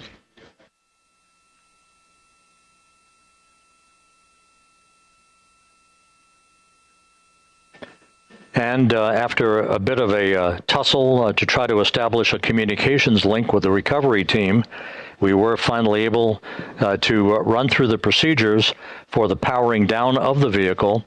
We've handed over mission authority to the Exploration Ground Systems folks out in the Pacific, and the recovery team will be approaching the vehicle shortly to erect the inflatable raft called the front porch before opening the hatch to Integrity to bring the crew members onto that raft before they're hoisted onto two Navy helicopters, two crew members for each helicopter, before they're flown back to the deck of the USS John P. Murtha.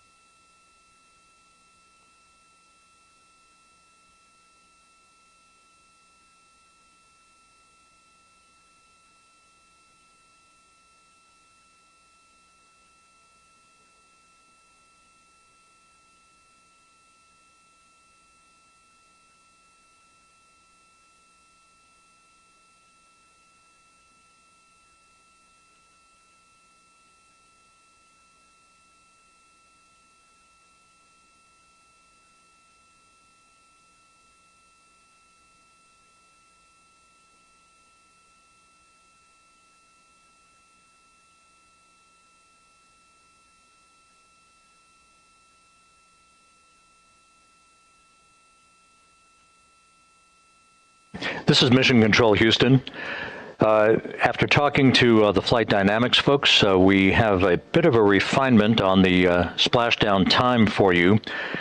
Their computation shows a splashdown time of 7:07 and 27 seconds p.m. Central Time, 7:07 and 27 seconds p.m. Central Time.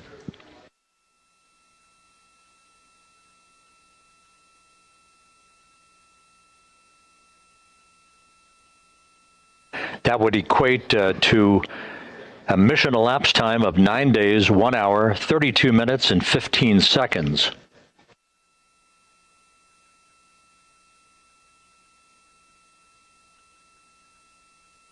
Once again, from Flight Dynamics, a splashdown time of 7:07 and 27 seconds p.m. Central Time. That would equate to a mission elapsed time of 9 days, 1 hour, 32 minutes, and 15 seconds.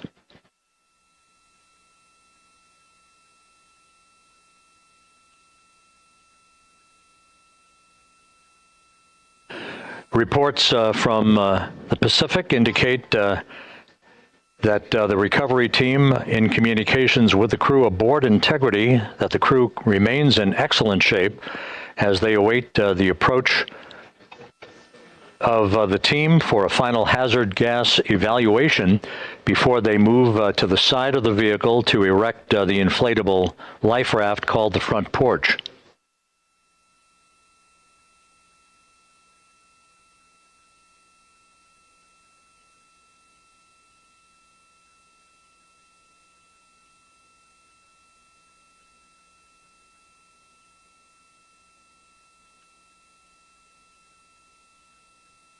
Again, no issues with Integrity. The vehicle is powered down. All of its systems are now safed. We have handed over mission authority to the Exploration Ground Systems folks in the Pacific, but we will not stand down and have the entry flight control team depart its positions until that inflatable raft, the front porch, is erected, the hatch open, and the crew having exited the vehicle. So that's the next step in the recovery process that will lead to the hoisting of the crew members. For 2 crew members for each helicopter, they'll be hoisted to a pair of Navy helicopters that will then fly a short distance back to the USS John P. Murtha. What you're looking at is one of the fast boats circling the vehicle to make a hazard assessment.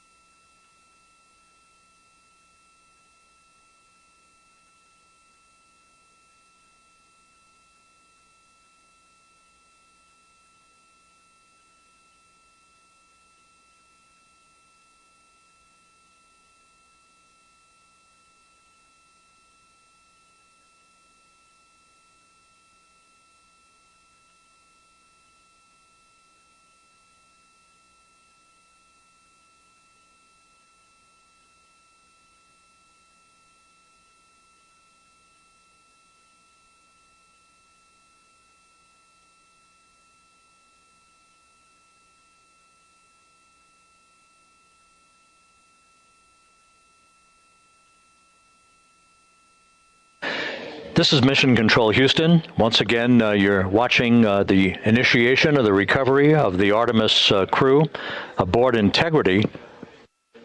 All of the Navy divers and the fast boats are now approaching the spacecraft after conducting a hazard assessment. The vehicle has been powered down. Entry Flight Director Rick Henfling now waiting for the life raft, the front porch, to be erected along the side of the vehicle so that the hatch can be opened and the crew members extracted from Integrity. soon to be hoisted one by one into a pair of Navy helicopters for a short flight back to the deck of the USS John P. Murtha. If you missed it earlier, we talked to Flight Dynamics and received a more official touchdown time or splashdown time, as it were, of 7:07 and 27 seconds p.m. Central Time, 5:07 and 27 seconds p.m. Pacific Time. That would equate to a mission elapsed time of 9 days, 1 hour, 32 minutes, and 15 seconds.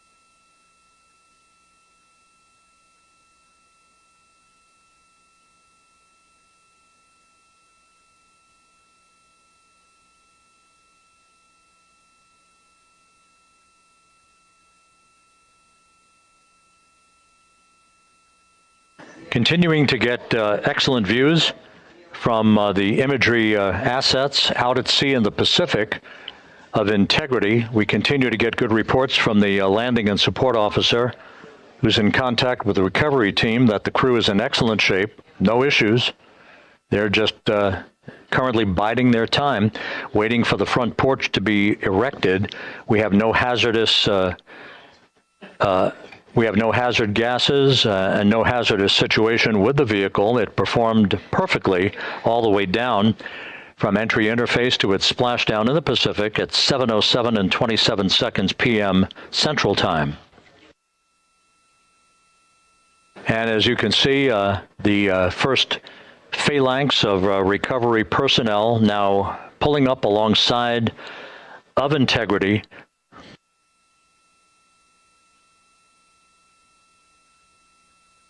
This includes Navy divers, a Navy flight surgeon, and other recovery personnel who have trained for several years for this recovery process.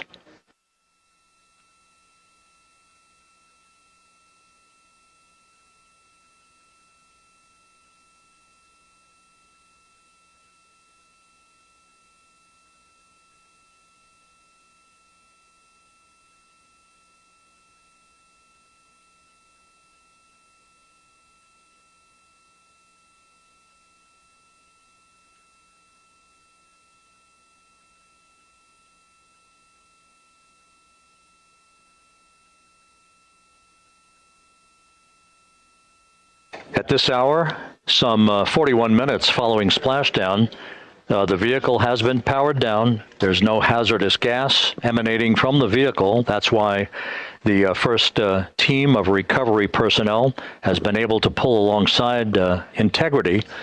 And the reports continue to come in that the 4 astronauts are in excellent shape.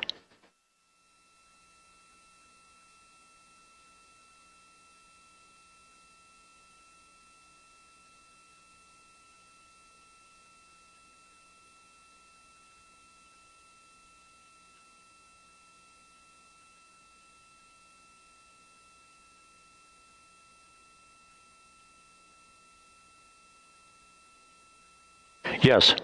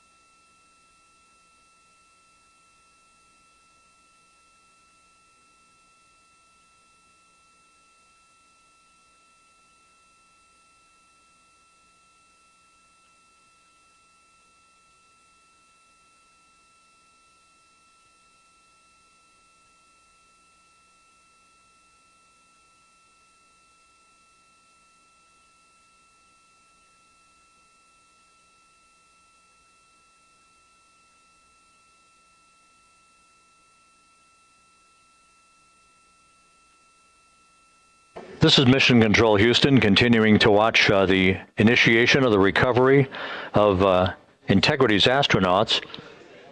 One by one, they'll be brought out of the spacecraft onto a large inflatable raft just a short time from now. In the meantime, we can go back to the USS John P. Murtha, where my colleague Megan Cruz is standing by to provide her situation report. Megan, can you hear us?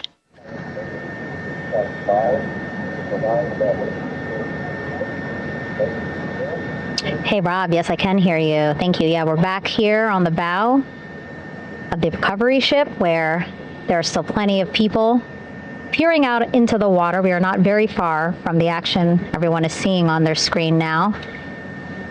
The Orion spacecraft, Integrity, in the ocean, surrounded by a number of recovery boats.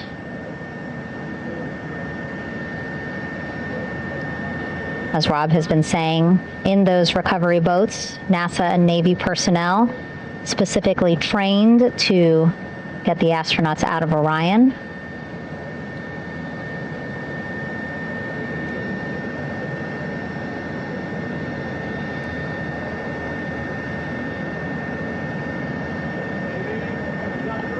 In some of our wide shots, you can probably see that there are 6 boats out in the water. More than 40 people out in the water right now on those boats.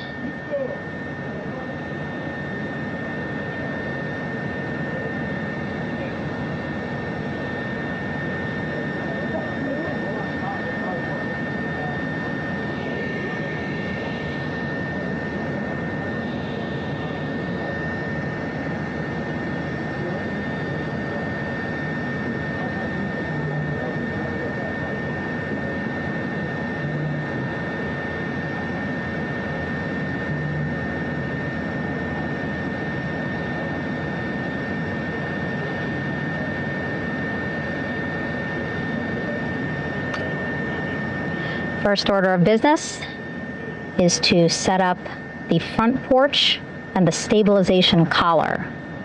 You might also hear it referred to as a stab collar. Basically just to make sure that Orion stays upright, doesn't sway in the water too much, again, to make it easier for recovery forces to get the astronauts out.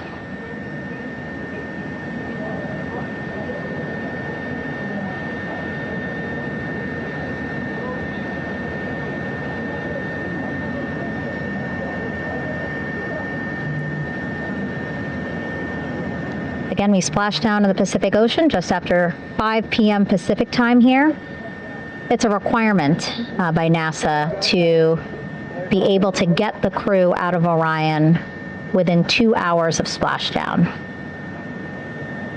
So doing great on time so far. Plenty of time. No rush either. I was speaking to NASA flight surgeon Rick Schuring earlier in this broadcast, and he said to me, no rush to get the crew out. Just want to make sure that they're feeling good, and whenever they're ready to take their step out of Orion and onto that large raft, the front porch, folks will be ready.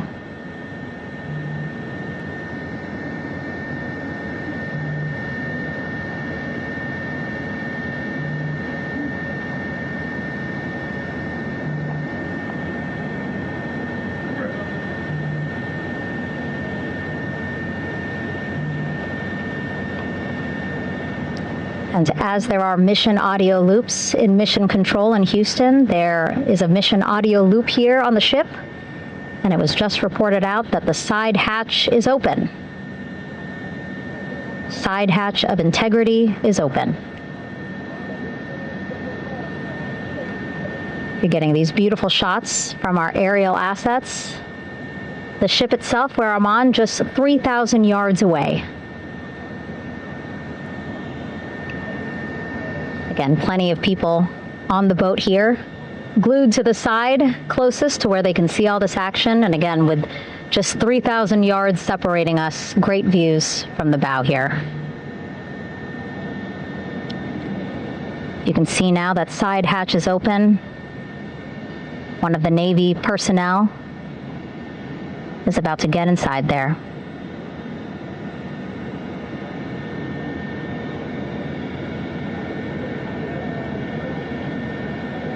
In they go. In total, 4 will go into Orion. So it'll be a little bit of a tight squeeze, but the goal is to have a recovery personnel with each astronaut assessing them.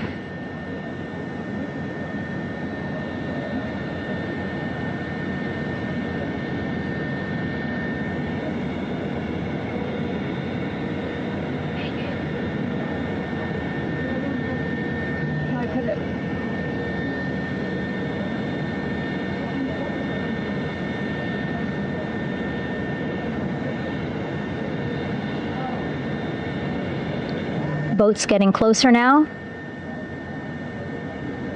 Again, that one that's right up against Orion, those are the divers that will go in to the spacecraft to check on each of the astronauts. These other boats will begin doing a number of things, putting on that stabilization collar onto Orion, building that front porch. Eventually, they will retrieve the parachutes, as well as tow Orion back to the well deck of the recovery ship here.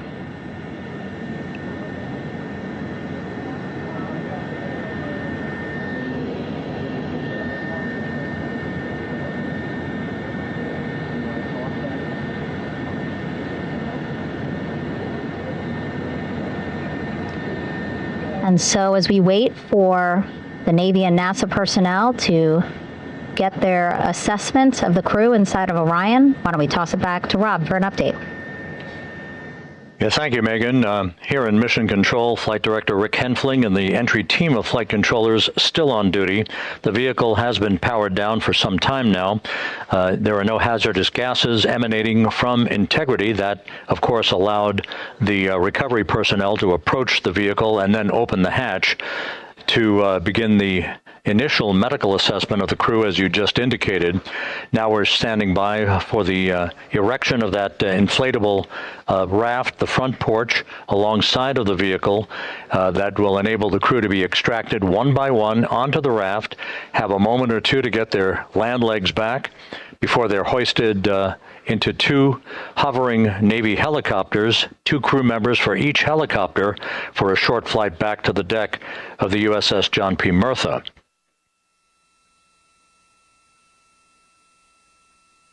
all of Integrity's systems operated flawlessly throughout the course of the approach to the Earth, the entry into the Earth's atmosphere, and all of the key milestones that followed in this high-speed return to Earth for Integrity, a mission that spanned more than 694,000 miles from the vehicle's launch from the Kennedy Space Center atop the Space Launch System back on April 1st.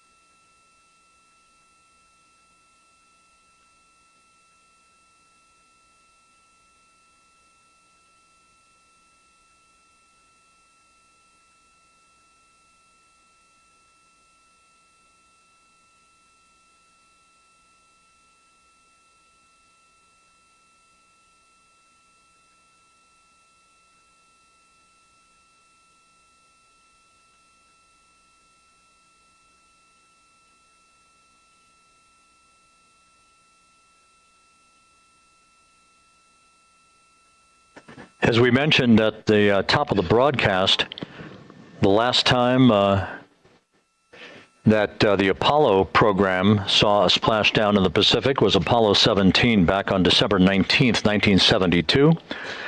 So for the first time in 53 and a half years, we have reenacted that with the arrival of Integrity's astronauts as they flew around the moon in that historic lunar flyby that began with a trans-lunar injection burn that took them out of Earth orbit following 24 hours of a high Earth orbit trajectory. The high Earth orbit trajectory enabled flight controllers here to have a full 24 hours to evaluate the systems on Integrity and the condition of the crew before they would commit to flying to the moon.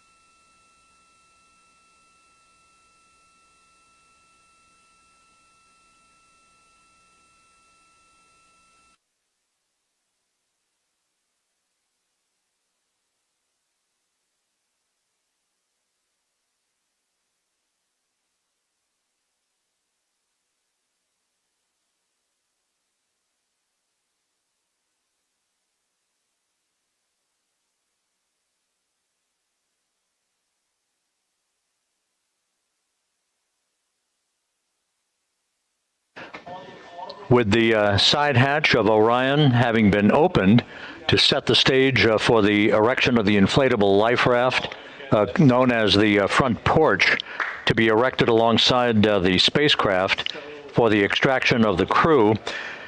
Let's play for you an interview that my colleague Megan Cruz conducted on the USS John P. Murtha with Navy diver First Class David McMahon that explains how this process is unfolding.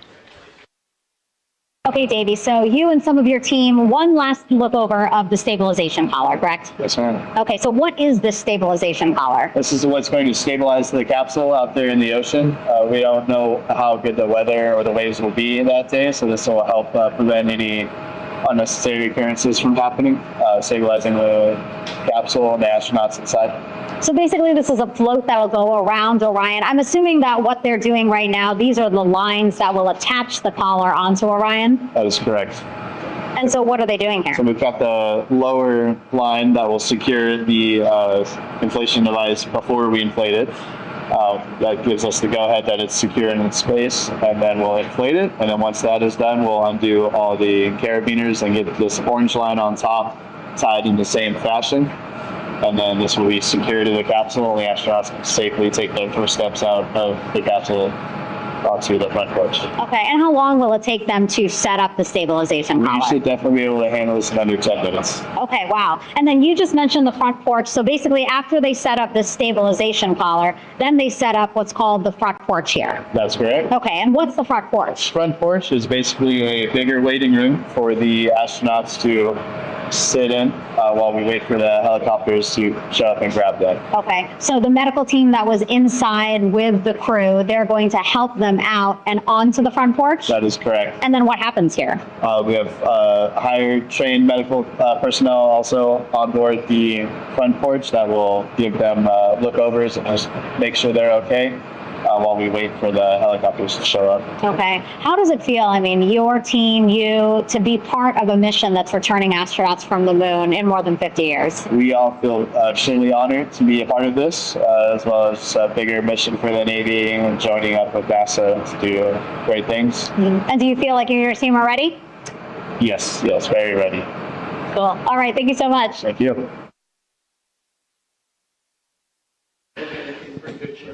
Once again, the recovery operations are continuing out in the Pacific. We shortly should see that life raft, the front porch, erected alongside the side hatch of the vehicle.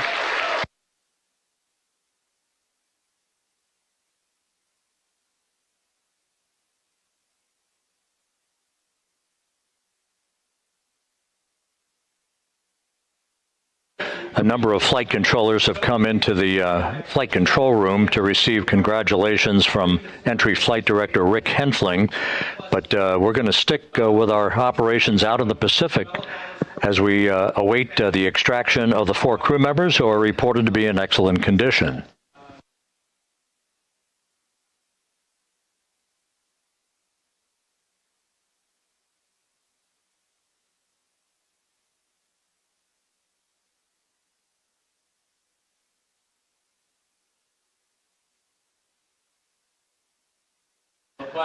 Again, while we stand by for that front porch to be erected alongside of the side hatch of the vehicle, let's go back to the USS John P. Murtha and Megan Cruz. Megan?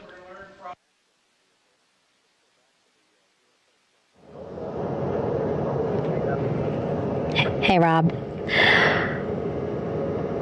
Pausing now to listen to some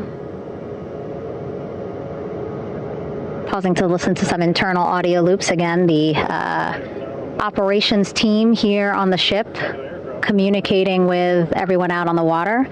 It seems like currents are hindering them a little bit from unfurling and inflating the stabilization collar as well as the front porch.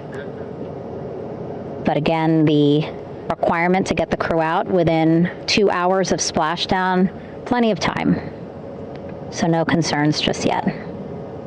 But as calm as the water looks, yeah, it looks like it's hindering the teams just a tad.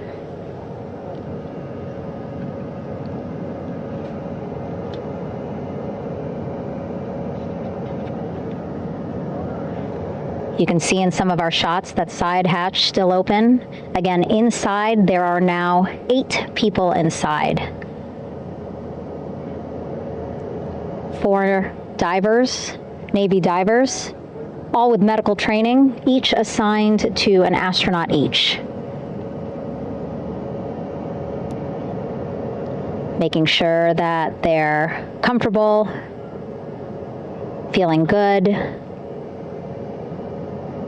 Ready. As you've heard us say in the broadcast, they expect a little bit of discomfort. Again, these astronauts just traveled back to Earth at 25,000 miles an hour, a nearly 695,000 mile journey around the moon. If you think you get car sick.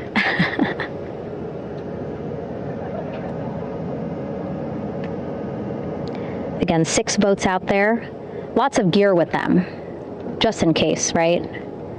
As we said, the crew reported feeling great, but again, all those folks out there in case they weren't, right? NASA is all about making sure we think about every situation that can happen, and so, of course, wanted to be ready in case any of our astronauts needed more medical attention while out there in the water.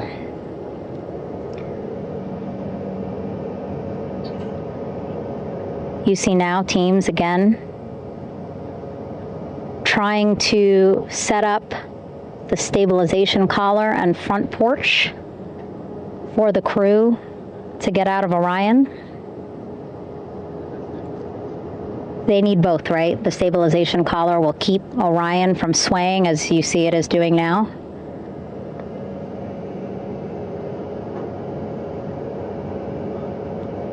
And then they will connect the front porch to the stabilization collar so that the crew can take 2 steps and they will be in the front porch.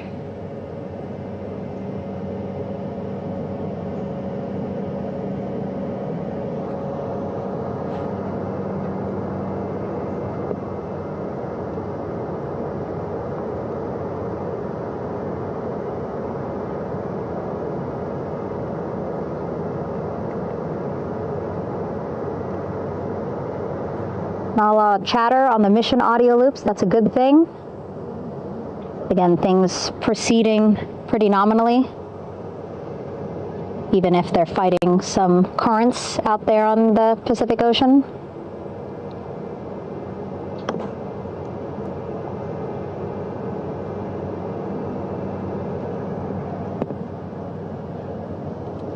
Again, the goal, setting up the stabilization collar and the front porch so that the crew can rest comfortably in the front porch, get placed into harnesses so that 2 helicopters can lift them off the front porch and onto the USS John Murtha here.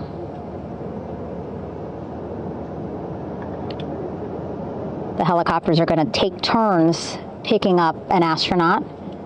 So again, Helo 1 and Helo 2.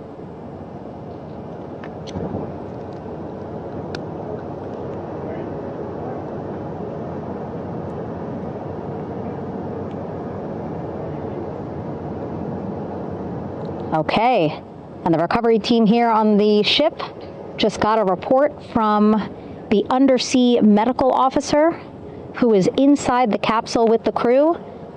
He is reporting all 4 members are green. All of our 4 astronauts, Reed, Victor, Christina, Jeremy, green, meaning they are feeling great, not the complexion of their skin. They are feeling great, happy to be home, and ready to be extracted as soon as possible.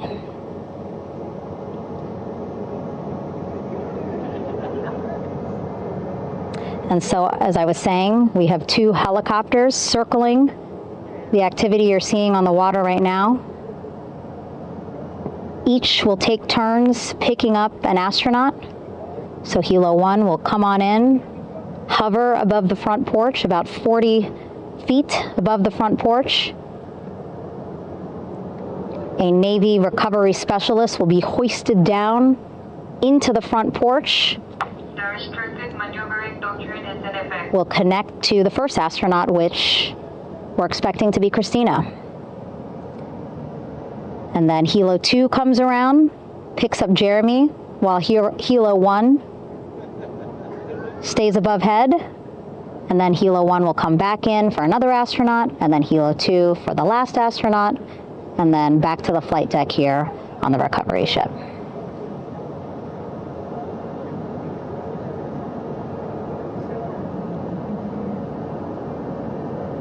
I was talking to Assistant Artemis Recovery Director Paul Sierpinski. He said helos are a much quicker, safer way to get on board. They did actually consider boats, but then if you think about it, longer time, the crew would have to move through more of the ship. This way the helos will give a more direct, quicker route to the medical bay for our 4 astronauts.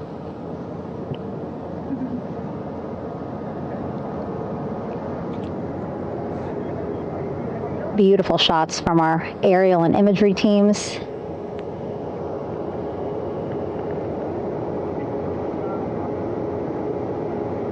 Clouds have dissipated for a clear view from the bow of the recovery ship here.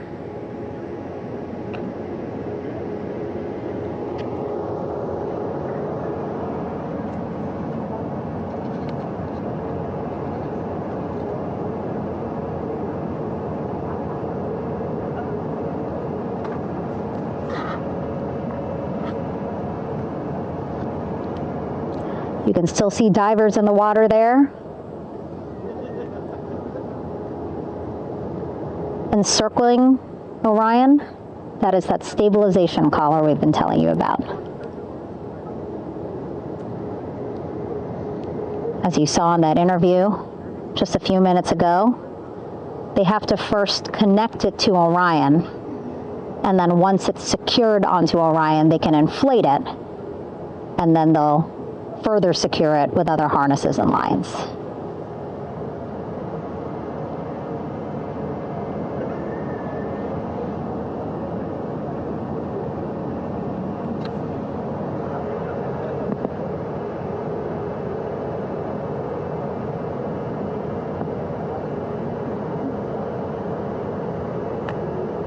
About an hour and 10 minutes since splashdown in the Pacific Ocean here.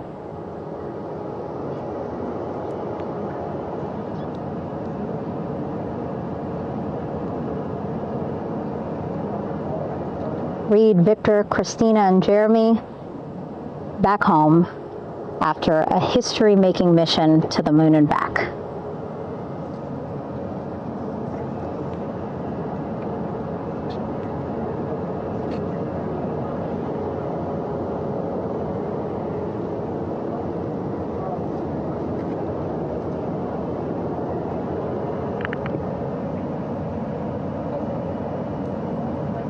And if you missed what we said just a couple of minutes ago, the undersea medical officer inside with the crew in Orion reporting all 4 crew members feeling great.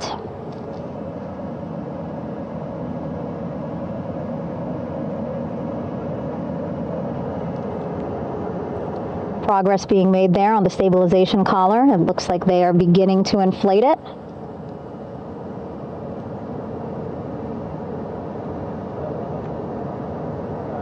And it looks like they're starting to unfold the front porch in order to get that into the water here shortly and inflate that as well.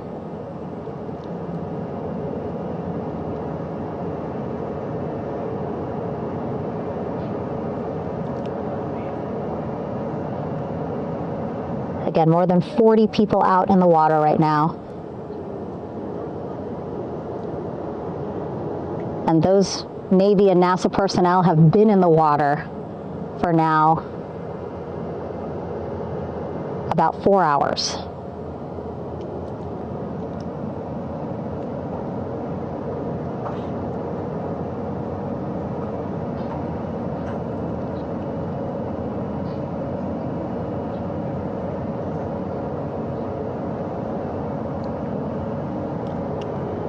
The reason why they had to get out so early is just to stage everything. And actually here on the ship, when there are flight operations happening, you can't have anything else, right? Just because the flight deck can be a dangerous place, so they just want to focus on planes coming and going from the ship, so that's why they wanted to get the boats in the water to make sure that they have all the time they needed for the flight ops. And then the same crew here out in the water, they will stay out in the water for a number of hours after we recover the crew and get them back on the ship, because then they have to recover Orion.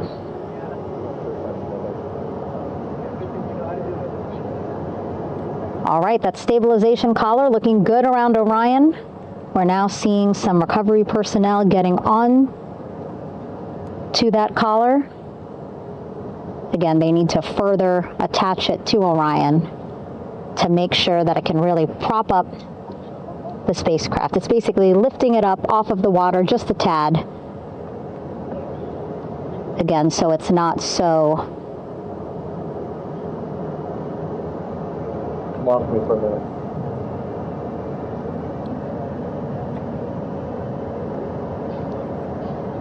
So it doesn't sway so much in the water there.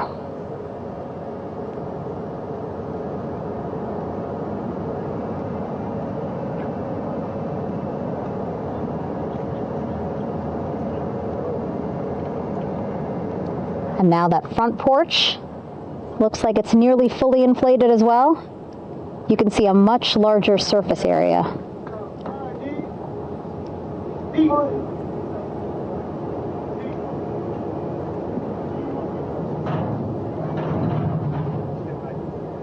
So once the crew get out of Orion, they can stretch their legs a little bit on this front porch, get some fresh air.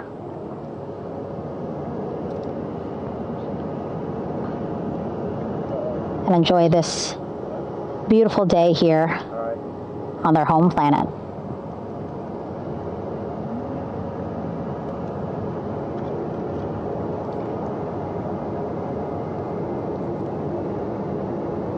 It appears teams now are about to connect the front porch to the stabilization collar.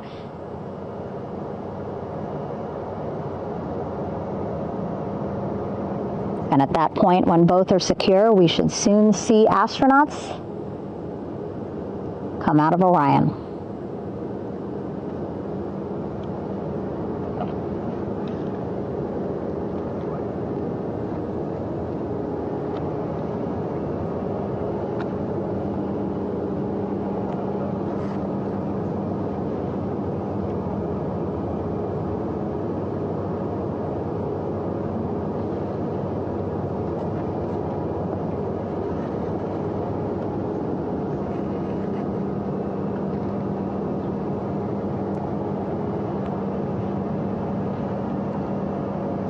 All these views you see also being fed to the Landing Force Operations Center here on the ship. Of course, it is very important for our recovery teams leading the mission to have all the views that you're seeing as well. Again, listening to their communication loop here on the ship. Very quiet, which is a good thing. It means things are going pretty nominally, meaning as expected.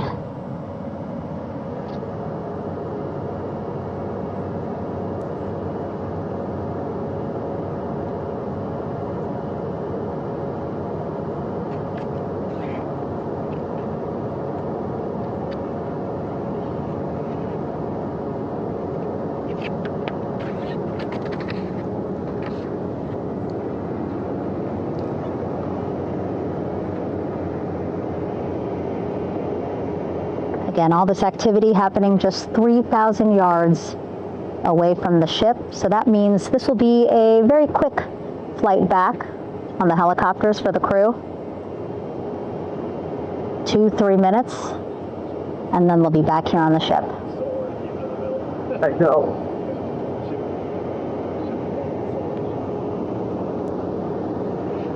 Okay, saw a thumbs up from one of the personnel on the front porch. It looks like they are now getting ready to deploy what they call the Air Rescue Vest, ARV. And so this is the harness that each crew member will get into in order to be hoisted into the helicopters. Again, those helicopters hovering just about 40 feet above the front porch when they're ready to pick up each crew member.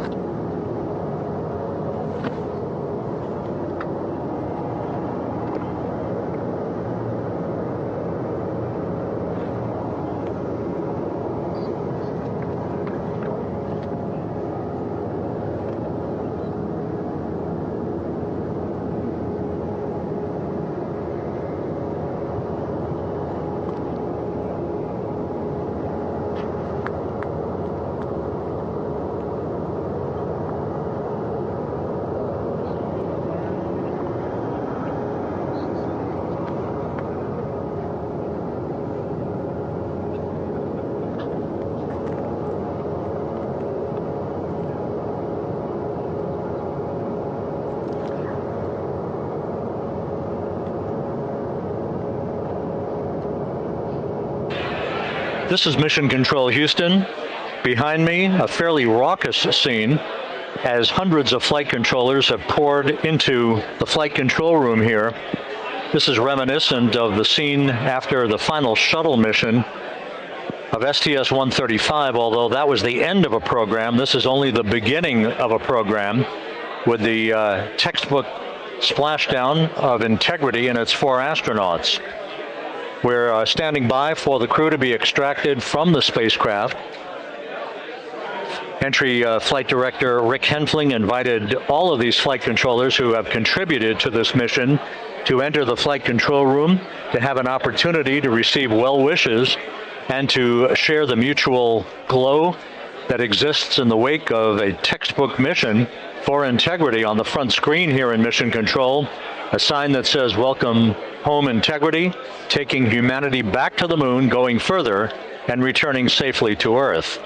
So all of that jubilation, part of the post-splashdown activities, even as we await the crew being extracted from the vehicle to be hoisted onto Navy helicopters for the trip back to the USS John P. Murtha.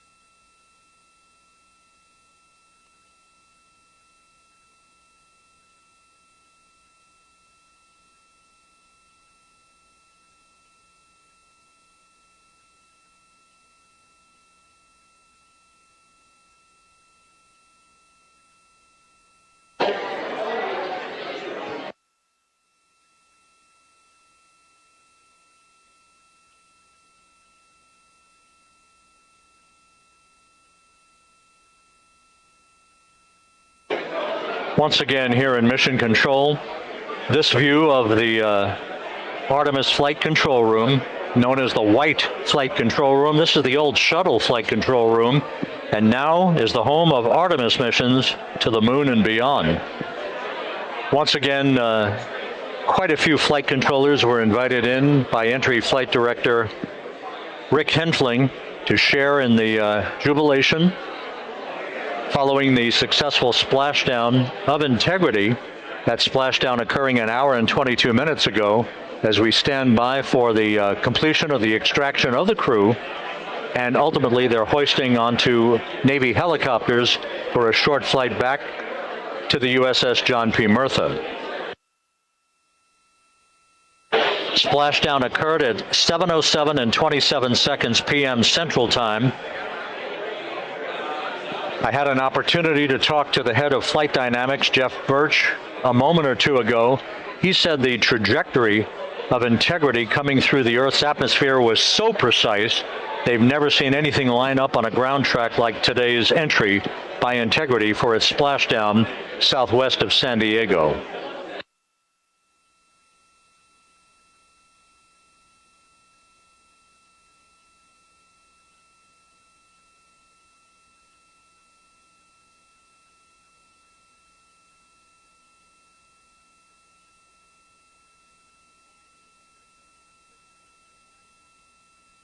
And the initial, you can hear it.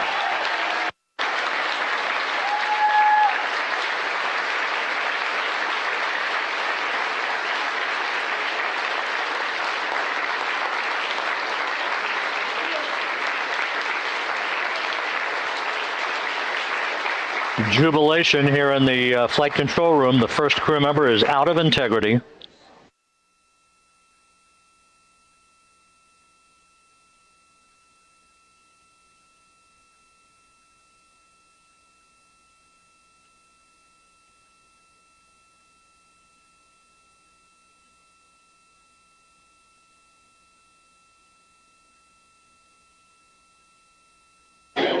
We are expecting the other crew members momentarily to be extracted.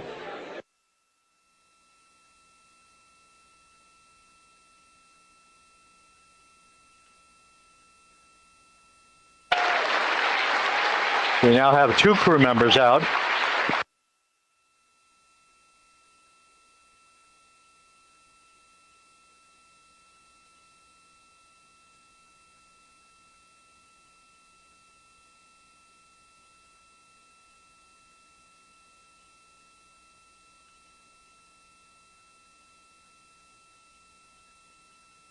Two crew members out, 2 to go.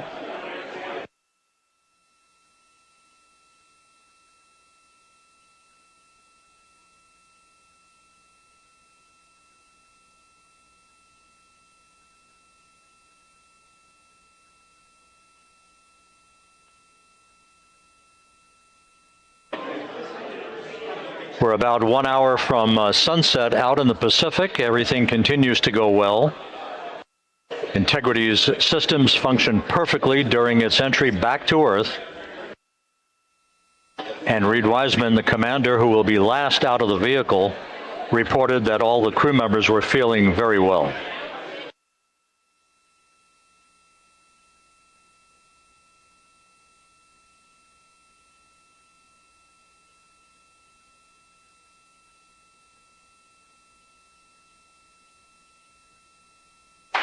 Crew member number 3 now out.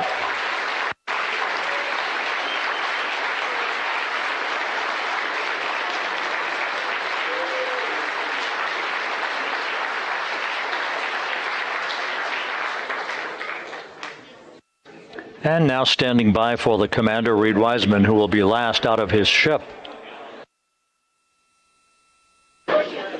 Bobbing in the Pacific under almost ideal conditions, Integrity spanned 694,000 miles during its journey from launch to splashdown.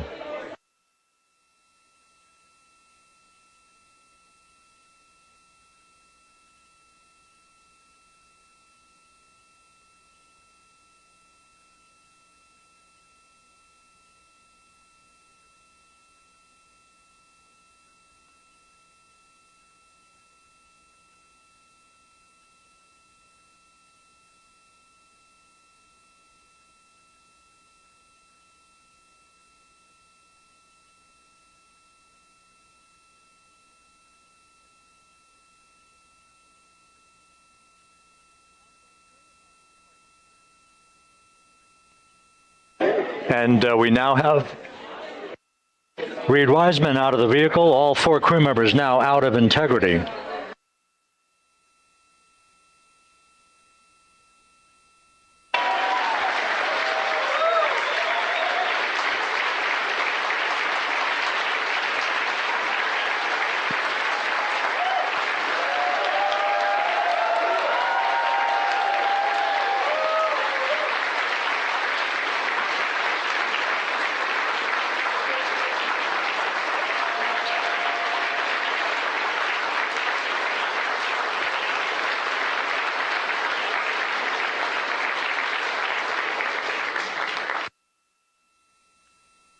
Once again, all 4 crew members now on the front porch, and the procedure to begin hoisting them up to these 2 Navy helicopters hovering overhead will begin shortly.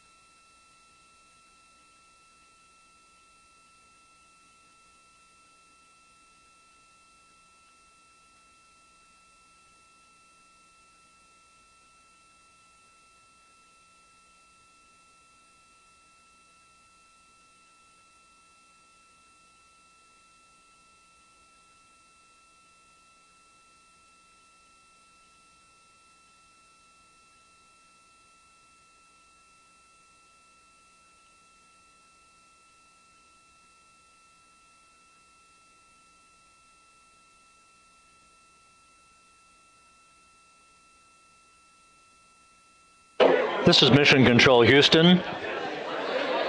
The mission is over, but the melody lingers on as jubilation continues here in the flight control room. We should be expecting NASA's Associate Administrator, Amit Kshatriya, to be joining us shortly for a short interview while the recovery operations continue out in the Pacific. So we'll stand by for that. And then we'll turn it back over to Megan Cruz aboard the USS John P. Murtha.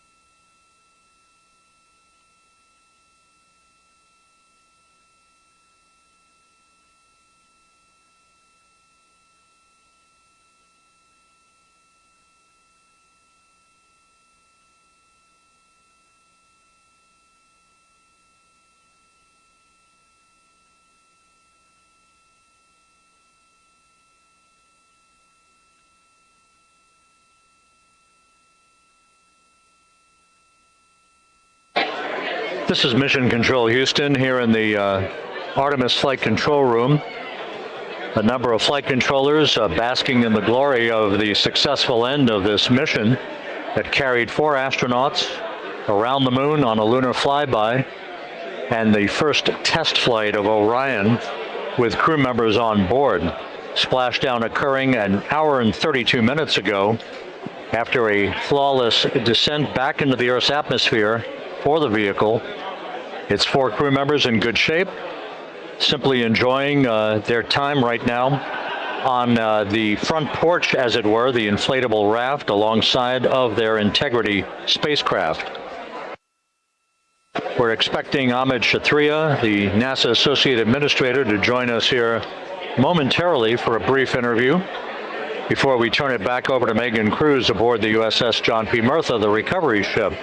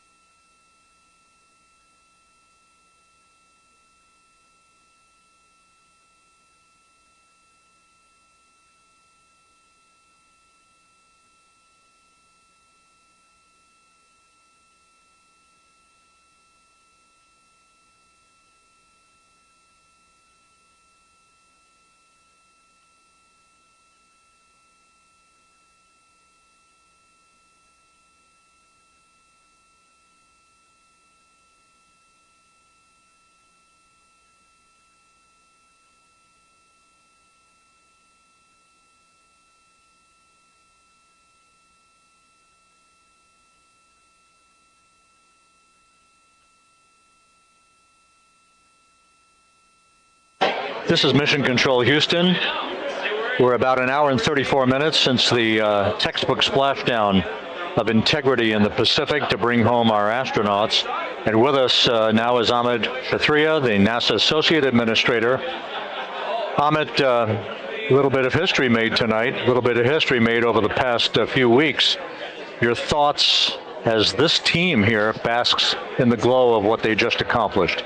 Yeah, Rob, we're here in the control center, and it's kind of overrun with jubilant folks in the Mission Control Houston, as well as engineering, and folks that just want to be here, part of it, as we watch our crew get extracted from the vehicle. And, you know, my thought is always about these teams, the team that's in the water right now, pulling the crew out, the team here in Houston that worked so hard over the last 10 days, no sleep to get this done.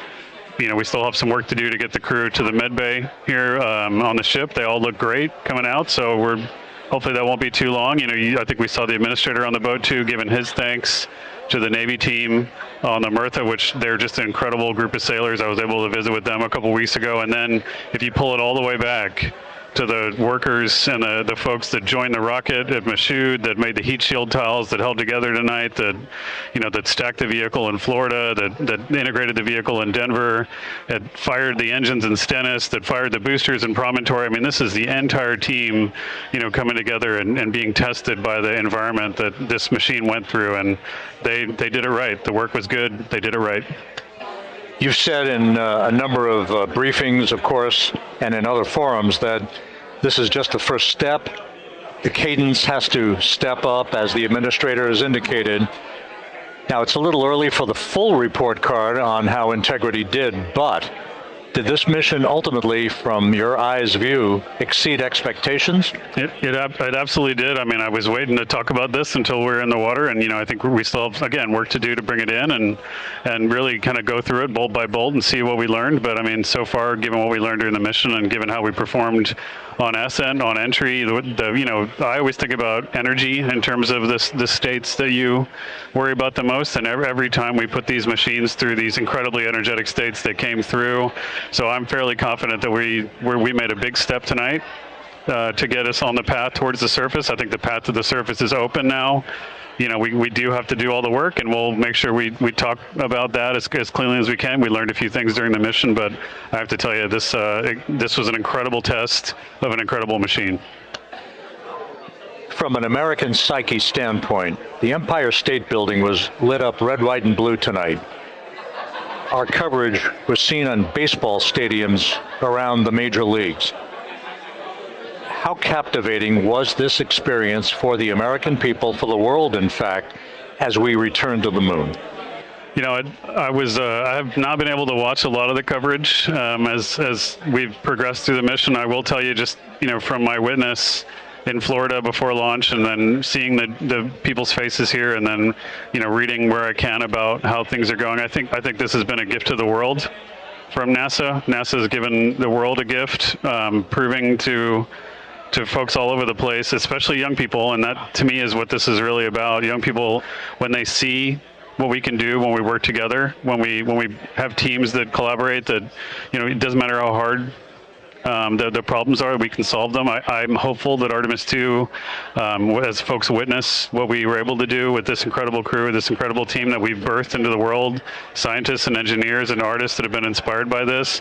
And even if they don't come work in the program, which separately they should come work in the program, because Lord knows we need the help, but even if they don't want to come work in the program, hopefully they grow up to recognize they can do amazing things when they work together and contribute to society and be good citizens and really change the way, you know, the challenges that are coming in the world are overcomable if we work together like this. And one final question. You know, flying to the moon, we did it. We've done it again this past week and a half or so. But the engineering that went behind the design of this mission and the precision, the pinpoint precision of this vehicle entering that entry corridor, it's almost mind-boggling. Yeah, it is incredible when you think about the energies involved and the uncertainties involved. That you know, when we inserted the vehicle into orbit, it was 99.9 2% down the middle when we dropped the vehicle right on top of the fleet here. You know, our guys knew exactly where to go, but the guidance was perfect. You know, and it's interesting. I've got this question a lot over the last few weeks about, you know, we did this before 53 years ago, and you know that. I think, I mean, it is a reasonable thing to contemplate, like what's gone on since then. And what I'd tell you is, you know, when we did Apollo, which again, the more we learn about what they did, the more magical it seems what they were able to accomplish given the technology and the learnings that they had. But when we did Apollo, the architects of Apollo, you know, Gilbert, Seaman, von Braun, Mueller, what they really wanted to do, you know, as they were contemplating what it meant to expand our range of action to the lunar surface, what they wanted to do was learn how to live and work in space for a long time. They wanted to do that first before they were confident they could expand their range of action to the moon. Now, of course, the politics of the time and the mission at the time was different, and so they had to go straight to the moon and bring people home. And then after that, the program kind of lost its momentum. But you know, after that, NASA kept moving along those paths, right? So we recognized during Apollo that reusability was going to be important. We spent a lot of money on those machines, and you know, we spent a lot of money on these machines here, even though, but we recognized that reusability was important, which is why we built a winged space plane called Space Shuttle, and then we used that reusable machine to build a space station. And we learned for 25 years how to live and work in space, and have been able to develop technologies that can enable exploration. So really, what I think is now, 53 years later, we're at the point where the architects of Apollo would have been pleased that we're now ready to actually go back to the moon and go back to stay, because we've learned all the things we needed to learn. There's a lot of people pleased here tonight, and we really thank you for joining us. Amit Kshatriya, NASA's Associate Administrator, as we begin to hoist the crew onto the helicopters to head back to the recovery ship. Thank you very much. Thank you, Rob. Congratulations, Amit.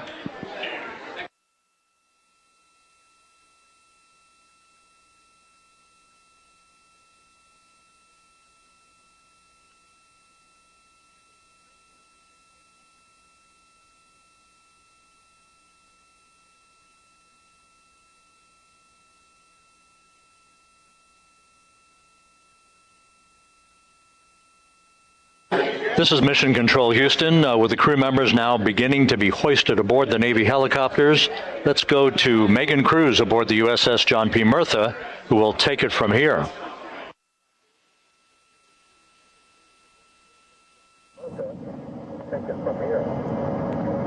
Hey, Rob. Yeah, back on the bow of the ship here, we are seeing the helicopters circling Orion. The first one there, having just completed picking up the first astronaut. Helo 2 now, hovering just 40 feet above the front porch, lowering a recovery specialist out of the helicopter. That person will touch down in the front porch just there.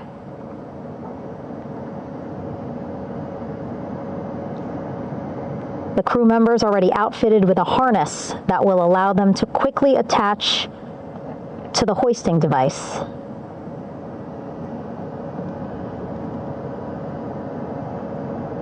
Look at the power of those blades throwing water out at the center there, the front porch, with now 3 astronauts and the recovery specialists. Again, crews already outfitted with a harness vest. And here we go. Second astronaut now off the front porch, getting hoisted into the second helicopter.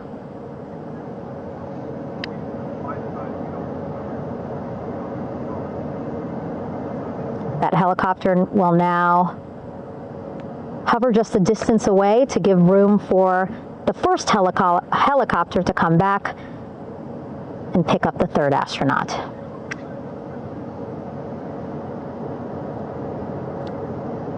As we wait for that helicopter to come back, make its way back around, just want to mention that the President of the United States called our NASA administrator today while he was on the ship, just minutes after we interviewed him live on our coverage, and congratulated him and NASA on this history-making moment tonight.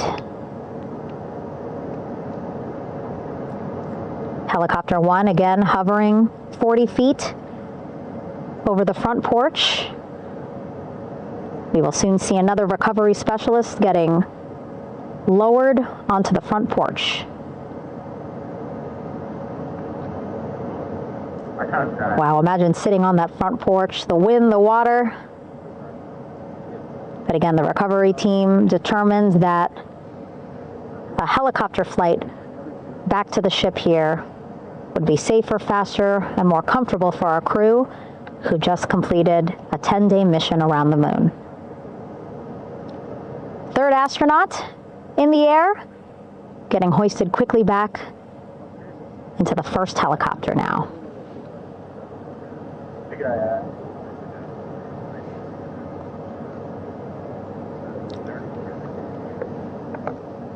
That first helicopter now on its way back to the ship here. We will soon see it land in just a few minutes. Again, all this action happening just 3,000 yards away from us, so a very quick flight back to the flight deck. And now the only person left on the front porch, Commander Reed Wiseman. That second helicopter now making its way back over to the front porch. Here it comes.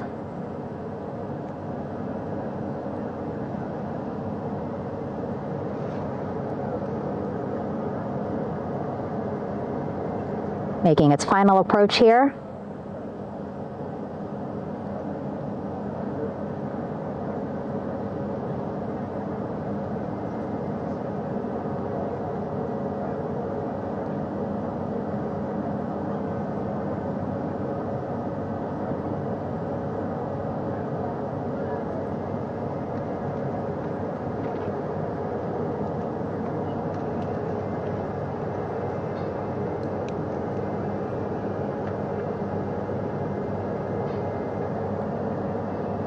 The last astronaut, Commander Reed Wiseman, now off the front porch and almost into the second helicopter. Both now on their way back to the ship where we are, the USS John P. Murtha, just west of San Diego in the Pacific Ocean.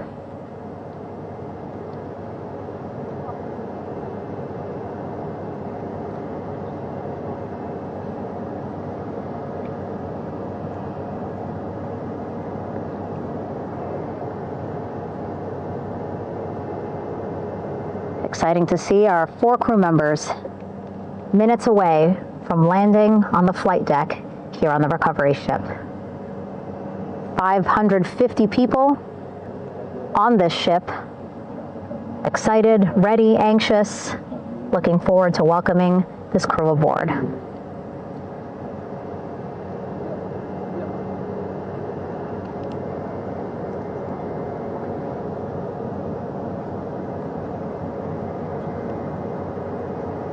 Watching them now with our own eyes. Close to the ship here. Hearing them begin to hover on the flight deck, which is just across from us, here on the bow.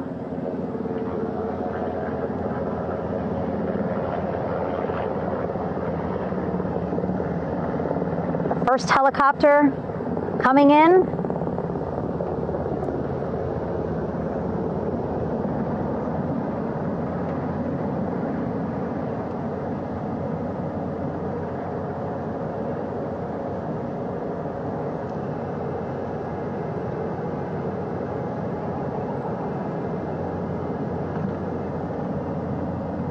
And wheels down.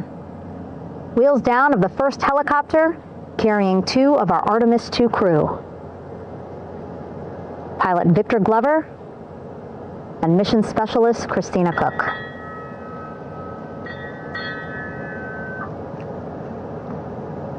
Helo 1 on deck reported on the recovery loop. Again, the mission audio loops that the recovery team are using here to communicate with one another. And an announcement just made on the ship, integrity incoming. 2 more helicopters on their way to the flight deck, one carrying the crew, the other, one of our imagery helicopters, Again, kudos to our imagery and aerial teams for giving us these beautiful views of history in the making. Set amid a gorgeous, soon-to-be sunset here in the Pacific Ocean.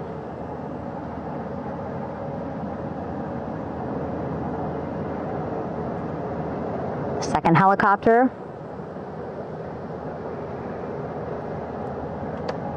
making its approach of the flight deck.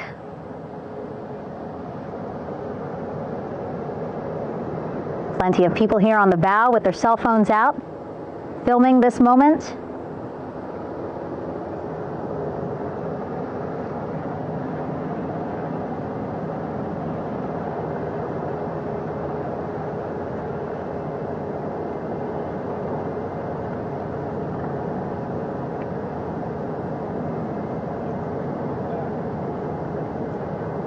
Some impressive flying here by the Navy, as we are seconds away from wheels down. And there you go. We now have all 4 Artemis II crew members on the USS John P. Murtha.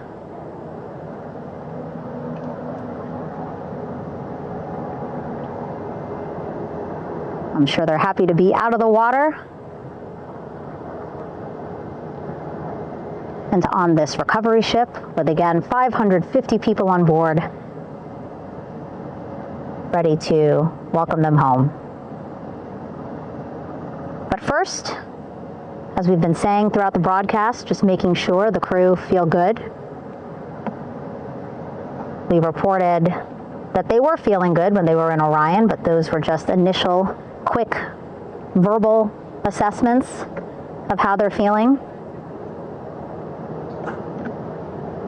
Their destination tonight, the medical bay here on the ship, right after we power down the helicopters here.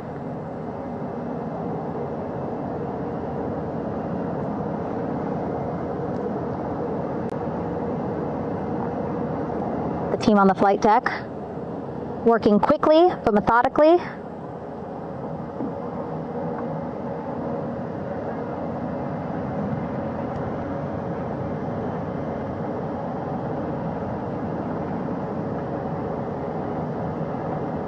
Waiting for just one more helicopter to touch down.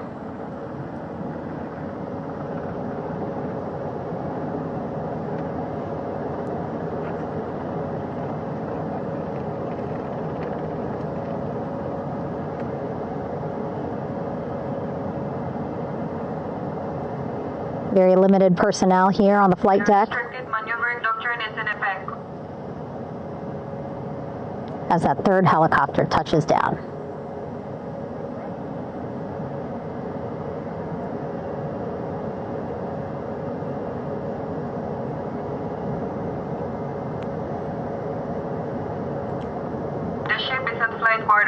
Stand clear of weather decks, ACO frame 095, for no cover stop signs, throw no articles over the side, hold all trash and garbage on station. Flight quarters.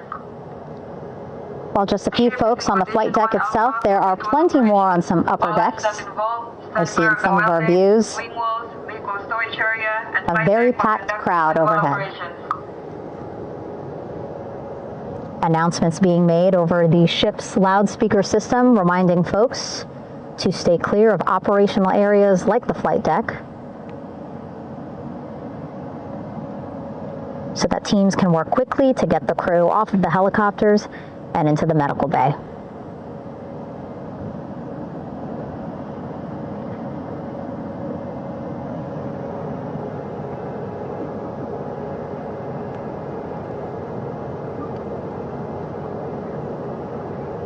Splashdown today, 5:06 p.m. Pacific time.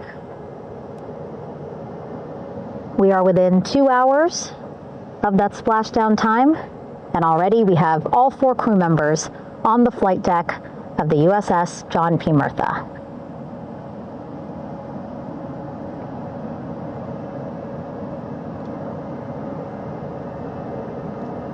Again, crew waiting before getting out for the helicopters to completely shut down.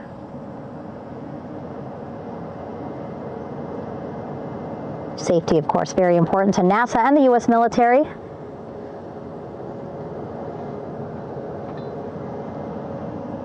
So we'll wait just a couple of minutes here before we start seeing crew members walk off the helicopters one by one.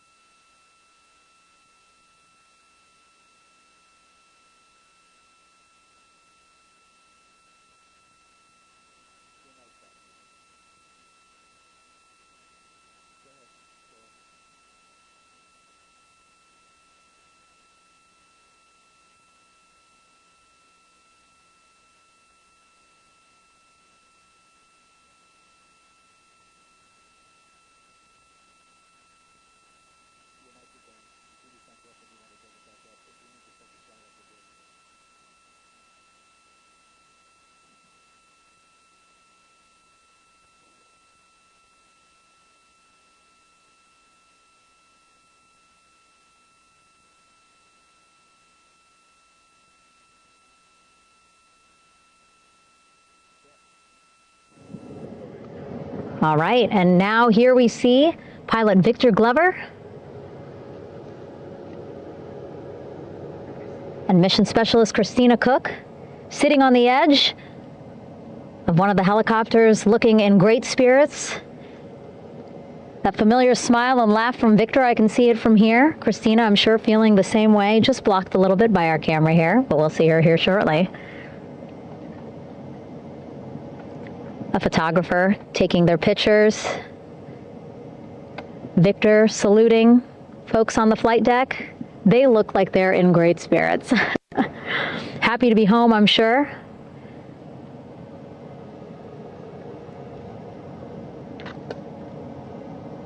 If you're sitting at home, I hope you too are wondering, what would you want to ask them if you got a chance to talk to them? Because that is what I'm thinking about.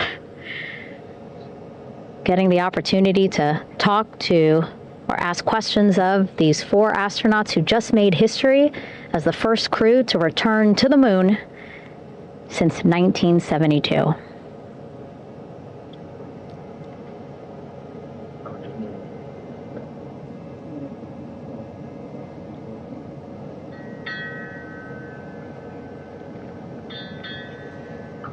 Oh, there we see Christina there, also smiling. Finally peering out, waving at the cameras. Hello to you too, Christina, yes. Welcome back. Welcome, welcome home. A loudspeaker announcement on the ship saying, "Welcome home, Integrity."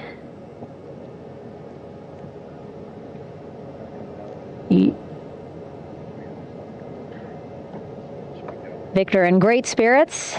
I can't see who he's talking to, but I kind of think that he might be talking to his other 2 crew members. Shouting from across the flight deck, congratulations to one another.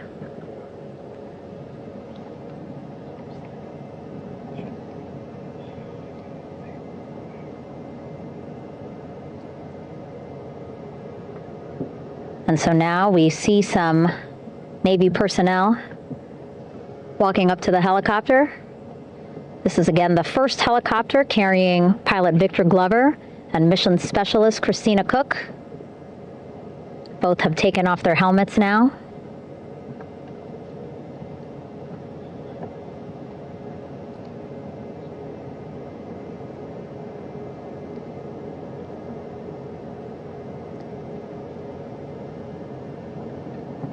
Some pictures, video to catalog this historic moment. A beautiful sunset just behind them here in the Pacific Ocean. Golden hour. These pictures will be beautiful.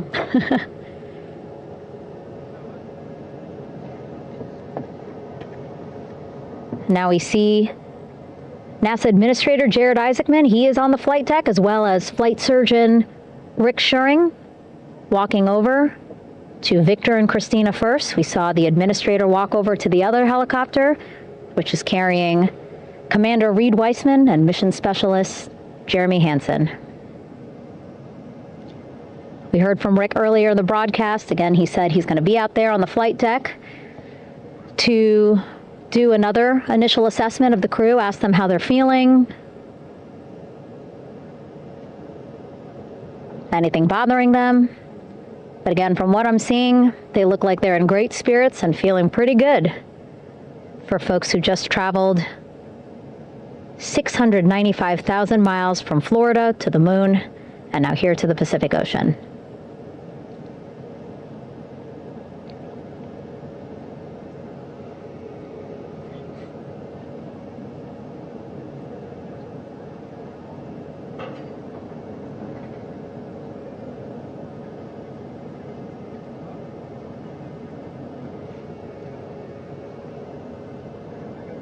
We're now seeing NASA Administrator Jared Isaacman walking across the flight deck. He had been talking to Reed and Jeremy, now approaching Victor and Christina.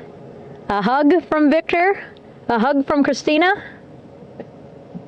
What a moment that we're getting to experience together.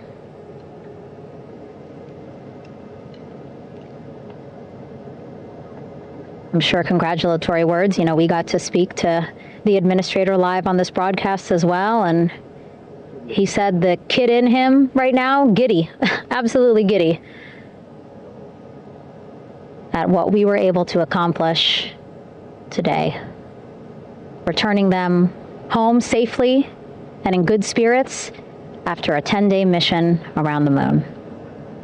And here we go. We're seeing Jeremy walking, waving across the flight deck, now on his way to the medical bay.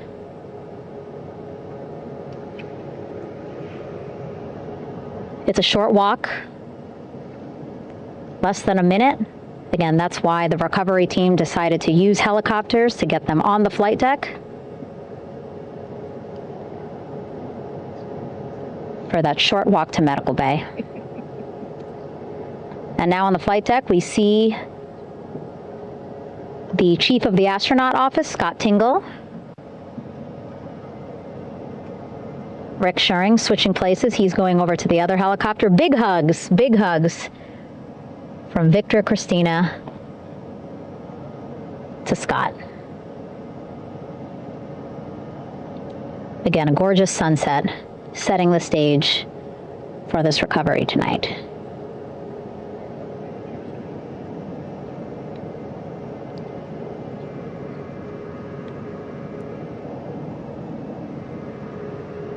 All right, and now here we are, Christina, making her way, looking thankful, grateful, happy to be home.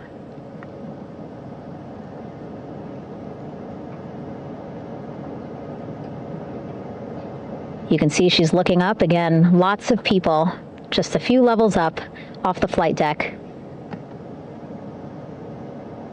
welcoming her home.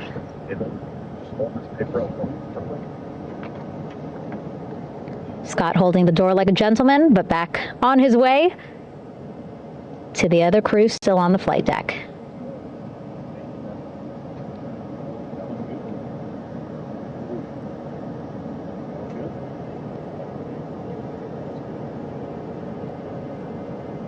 So still on the flight deck, Victor Glover and Reed Weissman.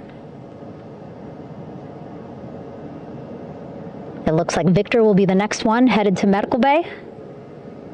More hugs, more hugs. He's a hugger.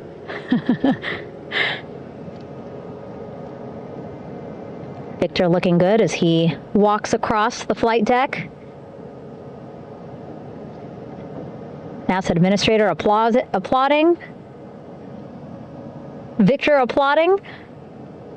for all the folks on the ship with him who played a role in their safe return today.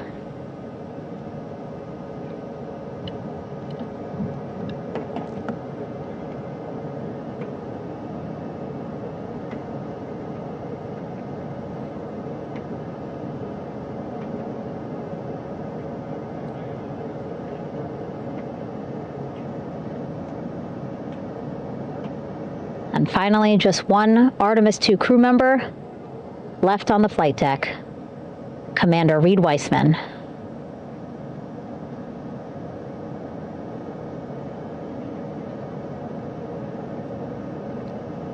Applause from the group there on the flight deck, I'm sure, as well as on the level just above them, packed with people. Reed looking good as he takes his steps towards the medical bay.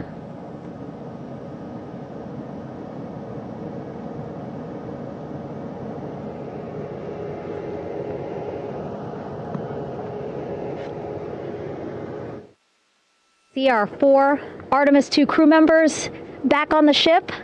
Again, now they will head into medical bay, where they will be assessed by flight surgeons from both NASA as well as the Canadian Space Agency. A more in-depth assessment. When they get to medical bay, they will each have their own nurse. They will be helped out of their suits. And then again, we'll check to see that they're feeling good. Make sure it's not just adrenaline, but that they are feeling good from their long journey back from the moon. Beautiful shot of that sunset, illuminating our flight deck.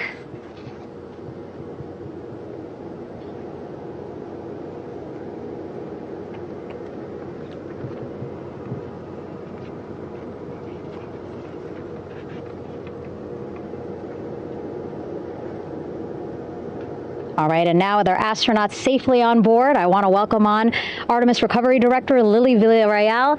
Lily, I don't know how you must be feeling right now. Ecstatic, relieved? So ecstatic, relieved. Of course, we still have to bring the capsule into the well deck of the ship, but this is a major milestone to have the crew here on the ship and in med bay. You know, our team has been preparing and working really hard, and I'm just so proud of them all.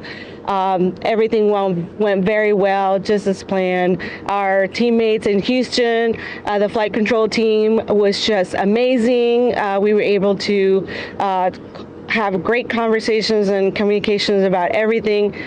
And I don't know what else to say. I'm just so excited. It's such a wonderful feeling to get to this point.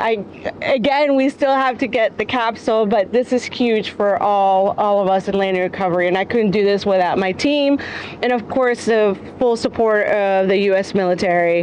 There's going to be lots of high fives when we get the capsule back in, and I'm so happy that the crew's doing well, Orion's doing well, and thank you for for everybody watching. Yeah, it was great to watch the crew come back to the ship with you. How were you feeling when you were seeing them looking so happy to be home and feeling really good? The funny thing is that we had video of them from inside the Orion vehicle. They were like that from the beginning. When we opened the hatch, they were already out of their seats, having a good time, waiting for us to open the hatch. And they opened the hatch, and of course, we did the first medical assessment. Everybody was doing very well, and they were just having such a great time with the medical team that was inside the capsule. I think they were all taking selfies with the phones that they have, probably talking about what they saw, and it was just smiles all around. They were having such a great time. And then we put them on the front porch when we were ready to put them on the front porch, and again, you could see they were just so ecstatic to be home and talking to everybody.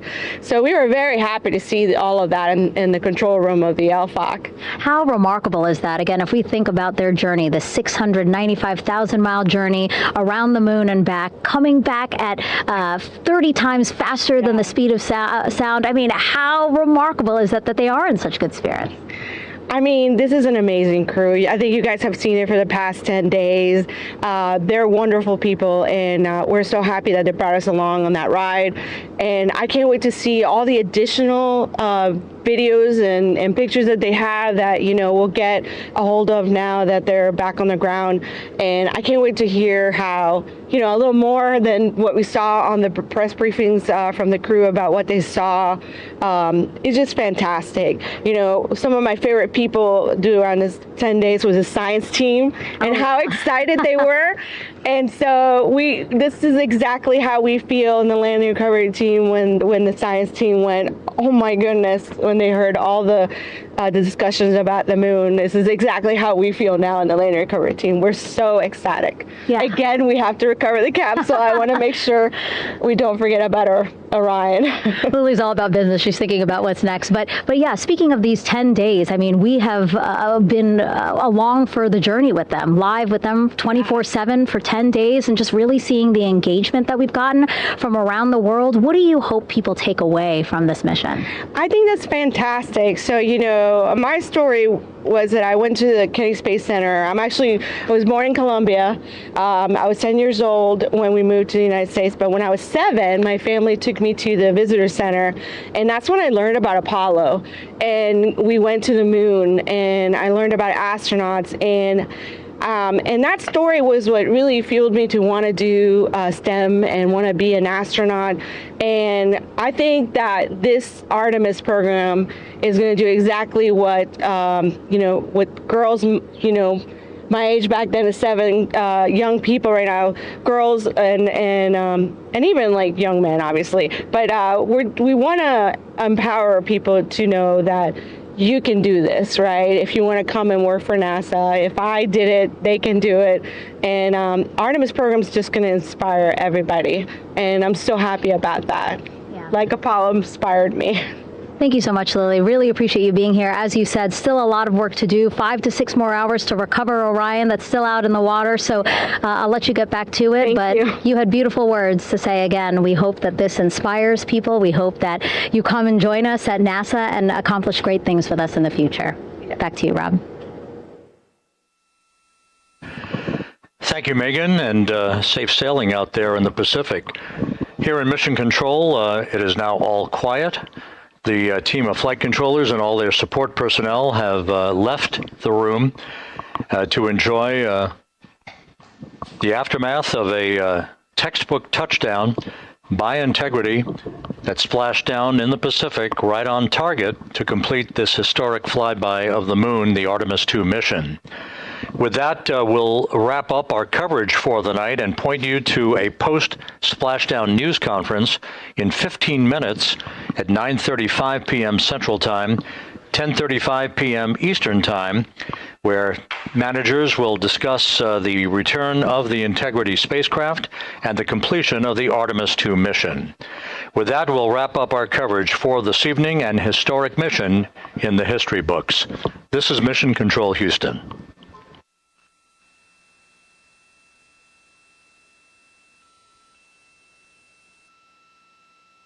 Main chute deploy. And we have 3 good main chutes. Out the window. Houston Integrity, splashdown, sending post-landing command now. Splashdown confirmed. Copy splashdown, waiting on VLDR. Splashdown confirmed at 7:07 p.m. Central Time, 5:07 p.m. Pacific Time.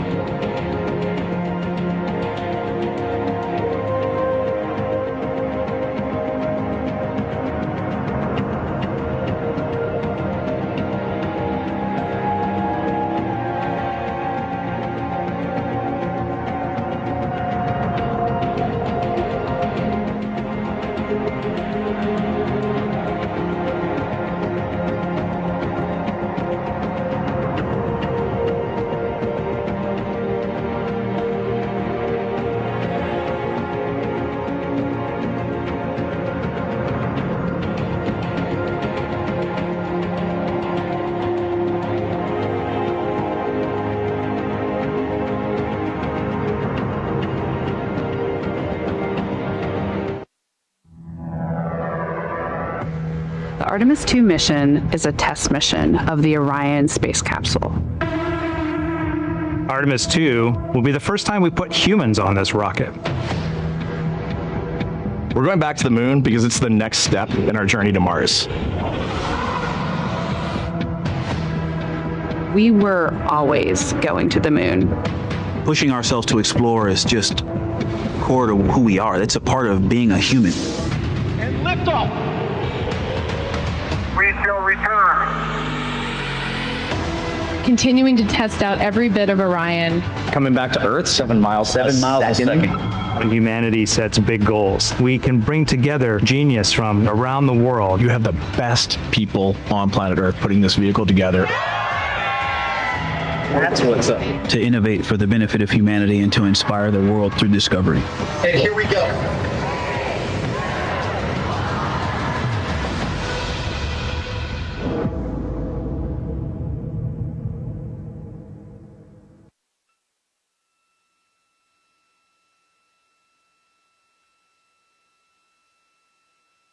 Main chute deploy. And we have 3 good main chutes. Houston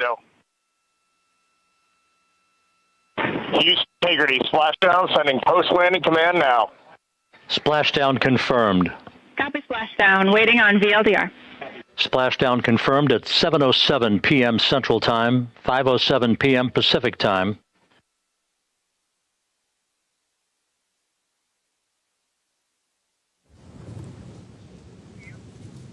The Artemis II astronauts are back on Earth, landing in the Pacific Ocean at 7:07 p.m. Central Time this evening, after NASA's record-setting mission that took them around the moon and brought them home. Good evening and welcome to NASA's Johnson Space Center in Houston. I'm Rachel Kraft with NASA Communications. Several leaders to talk about the successful mission. They are Amit Kshatriya, Associate Administrator, Dr. Lori Glaze, Head of the Artemis programs, Rick Henfling, Entry Flight Director, Howard Hugh, Orion Program Manager, and Sean Quinn, Exploration Ground Systems Program Manager. We'll hear briefly from them and then take questions from here in the room and on the phone. And with that, we'll start with Amit. Good evening. Yesterday when we were in this room, we told you that the crew would put their lives behind our confidence, and they did. Yesterday in this room, we told you that today belongs to the engineers and technicians who touched this machine, and it does, and their work was good. Welders at Michoud shaped the heat shield and joined the rocket. Technicians at Kennedy packed parachutes, stacked the vehicle, stacked Orion, stacked SLS. Engineers in Bremen, Torino, and across the Alliance built the service module. Workers at Utah cast the boosters. Teams at Stennis fired the engines. Flight controllers in this building in Houston sat console for 10 days straight. It sat silent in the night for 6 minutes while plasma took the signal. Navy divers pulled the crew out of the Pacific in an incredible way. The vehicle spoke for all of them. And at 25,000 feet per second, it said the work was good. As we say in our business, physics votes last. The families of the crew said this week there had been happiness and joy, but also anxiety, wanting to get their loved ones home safely. I was with them tonight. 4 families sat through those 6 minutes, and their courage is the same as the crew that just came home. Yesterday, Flight Director Jeff Radigan said we had less than a degree of an angle to hit after 250,000 miles to the moon. And their team hit it. That is not luck. That is 1,000 people doing their jobs. You all heard the crew's words during the mission. They were incredibly inspirational. They carried the torch from Apollo through station and around the far side of the moon. Their words belong to them. We'll get to hear from them as soon as they're back here. But tonight belongs to the team that built the machine that they wrote. We talk a lot about what gets in our way. The impediment to action is where we find the way to get to action. What stands in the way becomes the way. This program faced every obstacle an institution could face. The team met each one with work, and tonight is the proof. But that work needs to continue. The path to the lunar surface is open, but the work ahead is greater than the work behind us. It always will be. 53 years ago, humanity left the moon. This time we return to stay. Let us finish what they started. Let us focus on what was left undone. Let us not go to plant flags and leave, but to stay. With firmness in our purpose, with gratitude for the hands who built the machines, and with love for the ones that we carry with us. Welcome home, Integrity. I'll hand it over to Dr. Glaze. Thank you so much, Amit. So y'all, we did it. We sent 4 amazing people to the moon and safely returned them to Earth for the first time in more than 50 years. To the generation that now knows what we're capable of, welcome to our moonshot. I want to thank our entire team across this nation and around the world who gave every ounce of ingenuity and effort to make. I am so proud of each and every one of you, what you have achieved over the last 10 days. NASA has shown that ambitious goals are worth pursuing and can inspire the world. We are so thrilled to have Reed, Victor, Christina, and Jeremy back here on Earth and safely aboard the USS John P. Murtha. Our team is fired up, and this mission, as we've been talking about, is just the beginning. To all of our new followers out there, please stay tuned. This is the first mission, our first mission to the moon, of many more to come. And we can't wait. Our teams are so ready to get to work on the next missions and explore the lunar surface and bring the world along with us. I'll pass it over to Rick. Thank you, Lori. Thank you all for your continued interest in this mission. What a truly spectacular day it was for NASA and all of our international partners. This crew has said time and again that they were going for all of humanity, and today we fulfilled that objective by completing their journey and returning them safely to Earth. I've got a few stats for those who are interested, courtesy of the Flight Dynamics Officer in Mission Control. Integrity and her crew of 4 astronauts flew 700,237 miles. We reached a peak velocity of 24,664 miles per hour. We hit our flight path angle target within 0.4%. We flew an entry range of 1,957 miles, and we landed within less than a mile of our target. What a tremendous day. Over to Howard.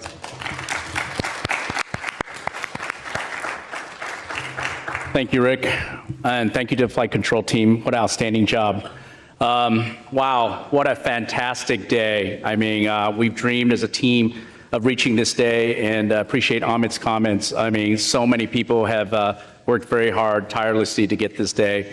I think this mission has been historic and has demonstrated new capabilities for Orion spacecraft, has taken our crew farther than any crews that have ever gone to the moon and back safely. 252,756 miles. And that is a fantastic feat. We got a lot more to do. And I'm so happy that we get to have this moment, but we're gonna have a lot of these moments coming up. And I want to thank the entire Orion team.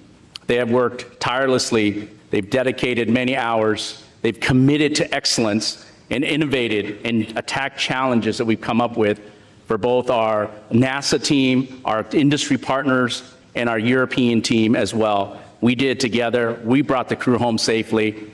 They did deserve a round of applause. It was a terrific day for them as well.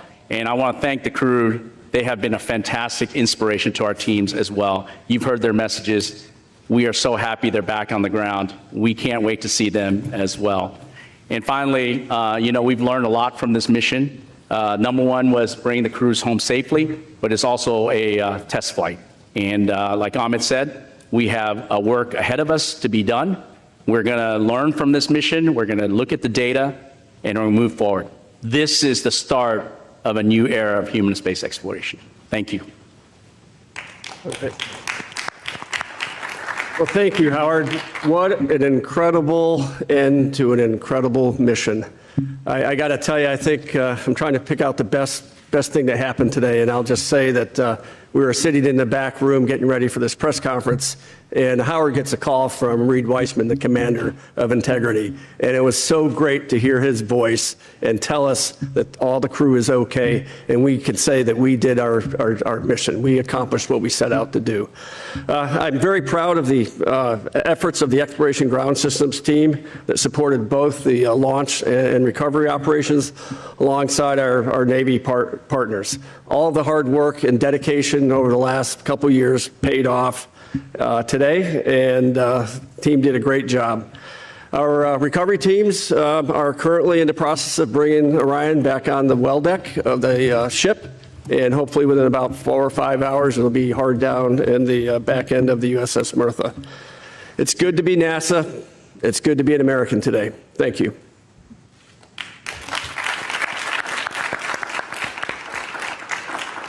All right, it's time now for questions. We'll start here in the room and take several from the phone. For those on the phone, you can press *1 to get into the question queue, and please limit to one question if you can. We'll start here with Joey. Thanks so much, Joey Rillet with Reuters, and congrats on a really nice mission. Curious to hear more about how the astronauts are doing, where are they going to sleep tonight, and then also, when do you guys expect to announce the crew for Artemis 3? Thanks. So the answer to your second question, Joey, is soon. I will not put units on that value, but soon. Rick, you want to talk about the crew, what they're doing? Yeah, we saw the crew a number of times after they got out of the spacecraft. We saw them on the front porch. Everybody was happy and healthy. I saw Victor as he was sitting on the edge of the helicopter on the flight deck of the ship, and he was smiling and in good spirits. And everything we've been hearing from the surgeons is the flight crew is happy and healthy and ready to come home to Houston.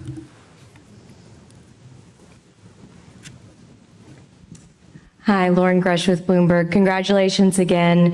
You know, obviously it's been such a great mission to watch from start to finish, but I guess I'm wondering if you had to categorize, you know, this was a test flight.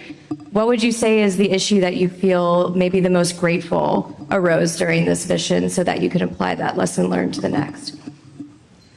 Maybe Like me, Howard, why don't you take that one? Yeah, I think, we're taking a lot of lessons learned. Certainly learning about how the crew operates a spaceship has been a really great learning experience, and flying and ability for them to test drive for our spacecraft has been good. I think, as we mentioned previously, our pressure control assembly, where we discovered a leakage through the system. I think we learned a lot about that. That is a new finding. Certainly, we're going to go investigate that. We're going to look at that and move forward to make sure that we make some changes if necessary, but we'll get to all the data and we'll go forward from there. Marsha. Associated Press, Marcia Dunn. The administrator described the crew as great communicators, almost poets. How is, this is going to be a tough act to follow for the upcoming crews soon to be picked. Talk about this crew in particular and what they brought to this that went beyond the scientific and the research and the engineering, please. I'll just say that this particular crew, they've gotten to know each other so well. So each of them individually are just absolutely amazing individuals. But they, as a group, you could watch them and what they brought as you watch them in Orion over the last 10 days, operating just seamlessly between the four of them, just the teamwork, the camaraderie, I think they really brought an amazing sense of what we're trying to achieve with this mission. It's the mission for all humanity, a mission for all, and they really did represent that and tried to communicate that. I do know that our entire astronaut corps is spectacular, and so I have no doubt that the next teams will also rise to that level. Jackie. Hi all, Jackie Waddles, CNN. Congratulations.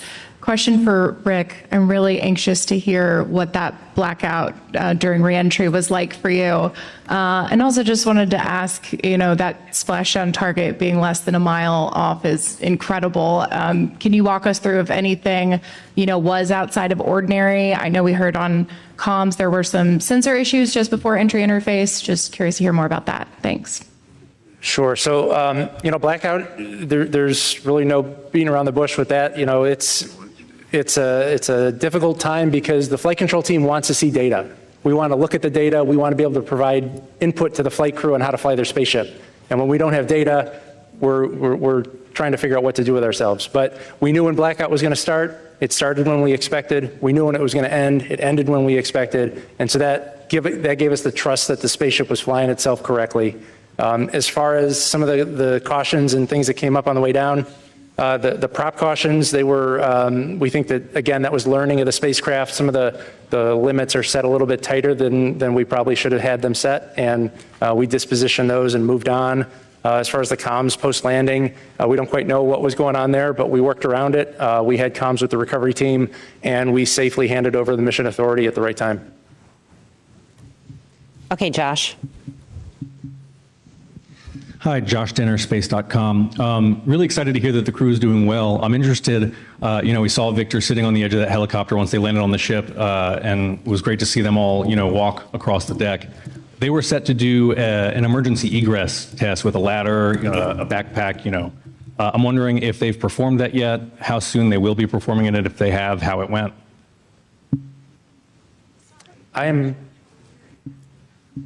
I'm not familiar with an emergency egress test post-landing. Given that this was a test mission, the number one goal was to get the flight crew out of the spaceship as fast as we could, and we weren't looking at any post-landing objectives. Yeah, we did do, I think, back when we were back on the launch pad, we did, during the CDDT, we did an emergency egress, but yeah, that's the only one I'm aware of that is that. Check on that. Yeah, but we'll check on it for you. Eric. Eric Berger, Ars Technica. Congratulations on making what I know is really hard look easy. It was a beautiful mission. Amit, you said the work ahead is greater than the work behind us. Can you talk about, as sort of NASA rises to these far greater challenges in Artemis 3, Artemis 4, and building the moon base, how important it is for you and the agency to be flying humans in deep space again and sort of to be at an operational cadence? This has to be pretty uplifting to the workforce to put the 50 years of not being back to the moon behind us. Yeah, it's huge. I mean, flight cadence and iteration is the key to reliability and safety. We were waiting to fly this mission for several years. A lot of that was because of the issues we saw during Artemis 1 and making sure we did that the right way, and we tried to make sure the machine was perfect before we flew it. But the real way to do that is to keep iterating, to keep flying, keep learning, keep getting data in the flight environment. So that piece of how we've changed the architecture and then demanding that higher cadence is going to be, I would say, mandatory for us to be successful. We need that muscle memory to exist. We need the data to keep coming in, and we need to be able to quickly iterate and change the machine as we learn from it. Everything we learned from Artemis 2, we're going to get right after it, but I would say it's essential. Okay, Irene. Irene Klotz with Aviation Week in Space Technology for Amit. What do you think will be your biggest challenge to ensure that this mantle and responsibility of inheriting what Apollo did does not end like Apollo? I think we talked about this a little bit before. What the architects of Apollo, Gilruth, von Braun, Siemens, Mueller, what they really wanted to do when they were given the challenge of expanding the range of action to the moon was to learn to live and work in space for a long time. They wanted to do that first. I talked a little bit about this with Rob earlier. I think, and of course, because of the nature of the environment they were in, they were in a race. They achieved their objectives, their geopolitical as well as technological. But once it was done, it was done. And I think the foundation they wanted to build on is what we went to afterwards. So we wanted to, investigate reusability with shuttle. We did that. We wanted to learn to live in space for a long time with station. We've got to that point now, 25 years of occupation. And now it's interesting. I think where we are with the program is kind of where they wanted us to be before they decided to go do that, to actually enable a sustainable presence, to learn how to live and work there for a long time. So, it's a weird irony of history that, it took that long for us to do that, but we weren't sitting idle while that happened. We developed the capability to have an enduring presence, in space, and now we're going to take advantage of that now that we've reached back to the moon. Okay, we'll take one more in the room from Ken Chang, and then we'll go take several from the phone. Ken Chang from New York Times. I guess for Rick and everybody else, can you talk about what the last 13 minutes were like? There had to have been some anxiety, and what was the moment where you could finally relax, and when did you start celebrating in mission control? Certainly there's anxiety. If you didn't have anxiety bringing this spacecraft home, you probably didn't have a pulse. I have a lot of trust in my team. We've got all flight controllers in the room on entry day went through a rigorous training process, and they are the system experts on their respective part of the spacecraft. And so while there's anxiety, there's a lot of confidence because the team is there to do a job, and we've trained well and we executed well. We all breathed a sigh of relief once the side hatch opened up. That's when we brought the team in. We said a few words with the flight controllers. And then we turned around to the families and waved to the families and gave them a thumbs up. And we all watched as a flight control team as each of the 4 astronauts got out of the spaceship and were hoisted up onto the helicopters. It was a great day. Okay, we'll take several questions from the phone now. The first one is from Micah Maidenberg with the Wall Street Journal. Hey, good evening. Question for Lori or Howard. I know it's very, very early here, but any initial thinking about the heat shield performance relative to Artemis 1? And could you walk through how the heat shield will be assessed in the coming weeks and months?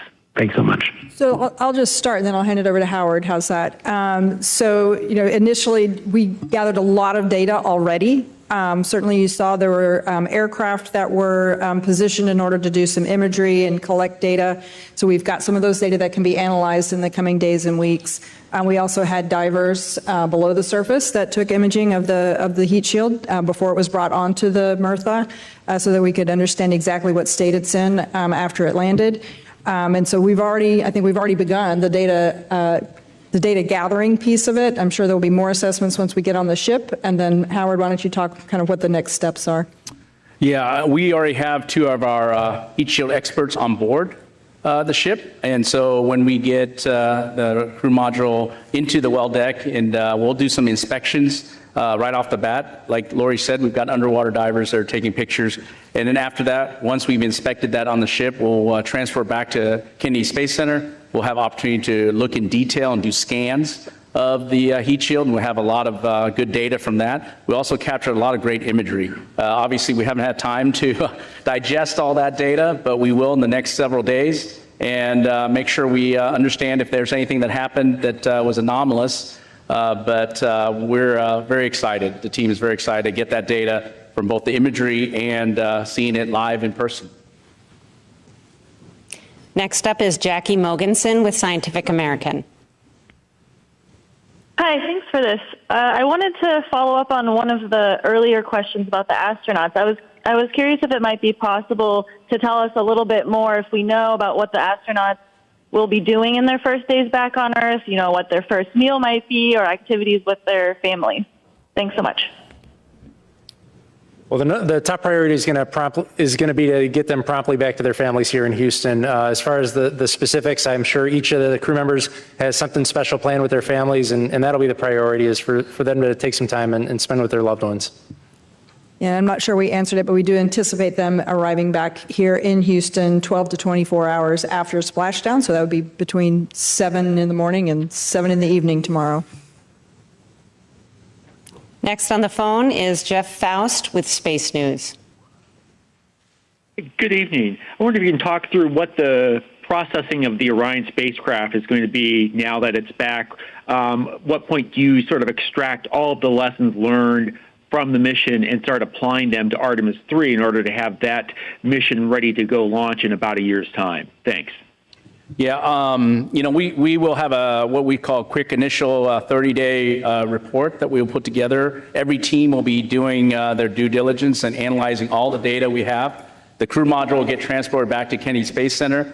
Sean's team, Exploration Ground Systems, is going to decontaminate the vehicle in terms of the propulsion system has hydrazine, and so we'll be working through that. In the meantime, we'll be pulling hardware off the boat in parallel with other activities, and when we get back to Kennedy Space Center, we've got about 286 components we're going to reuse in future missions already, and then we're going to look at other components and determine if we can reuse those as well. A lot of work, not only on the hardware flow, but also all the analysis of the data that we're going to need going forward to learn from this mission and carry forward for Artemis 3 and beyond.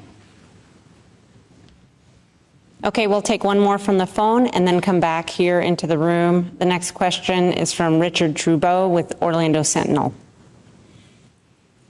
Hi, thanks again for taking the time. This is another question for Howard. For Artemis 3, is the docking system that you have to do with Blue Origin and or SpaceX, is that, at what point would that system be sort of in place on the new capsule? And I guess for Amit, how are your two contractors progressing toward having something that's going to actually go up there on your timeline? Thanks. Okay, I'll start with our docking system. Our docking system is ready to go. It's already been qualified. We've already got the flight unit at Kennedy Space Center. Later this summer, we'll integrate it on top of the crew module. And we've done a lot of testing already, so the final part is actually the mechanical mating of the docking hatch and the docking mechanism itself. And so we have a standard way of doing dockings in space that we expect Blue Origin and SpaceX to work with us on and accomplish that mission. Yeah, and as far as the other part, I think we're in a massive test campaign. We've got a huge test coming up of the Blue Origin Mark 1 lander, which will be the kind of smaller version of the lander they want to use to attempt the landing missions. There's going to be a test flight of that this year.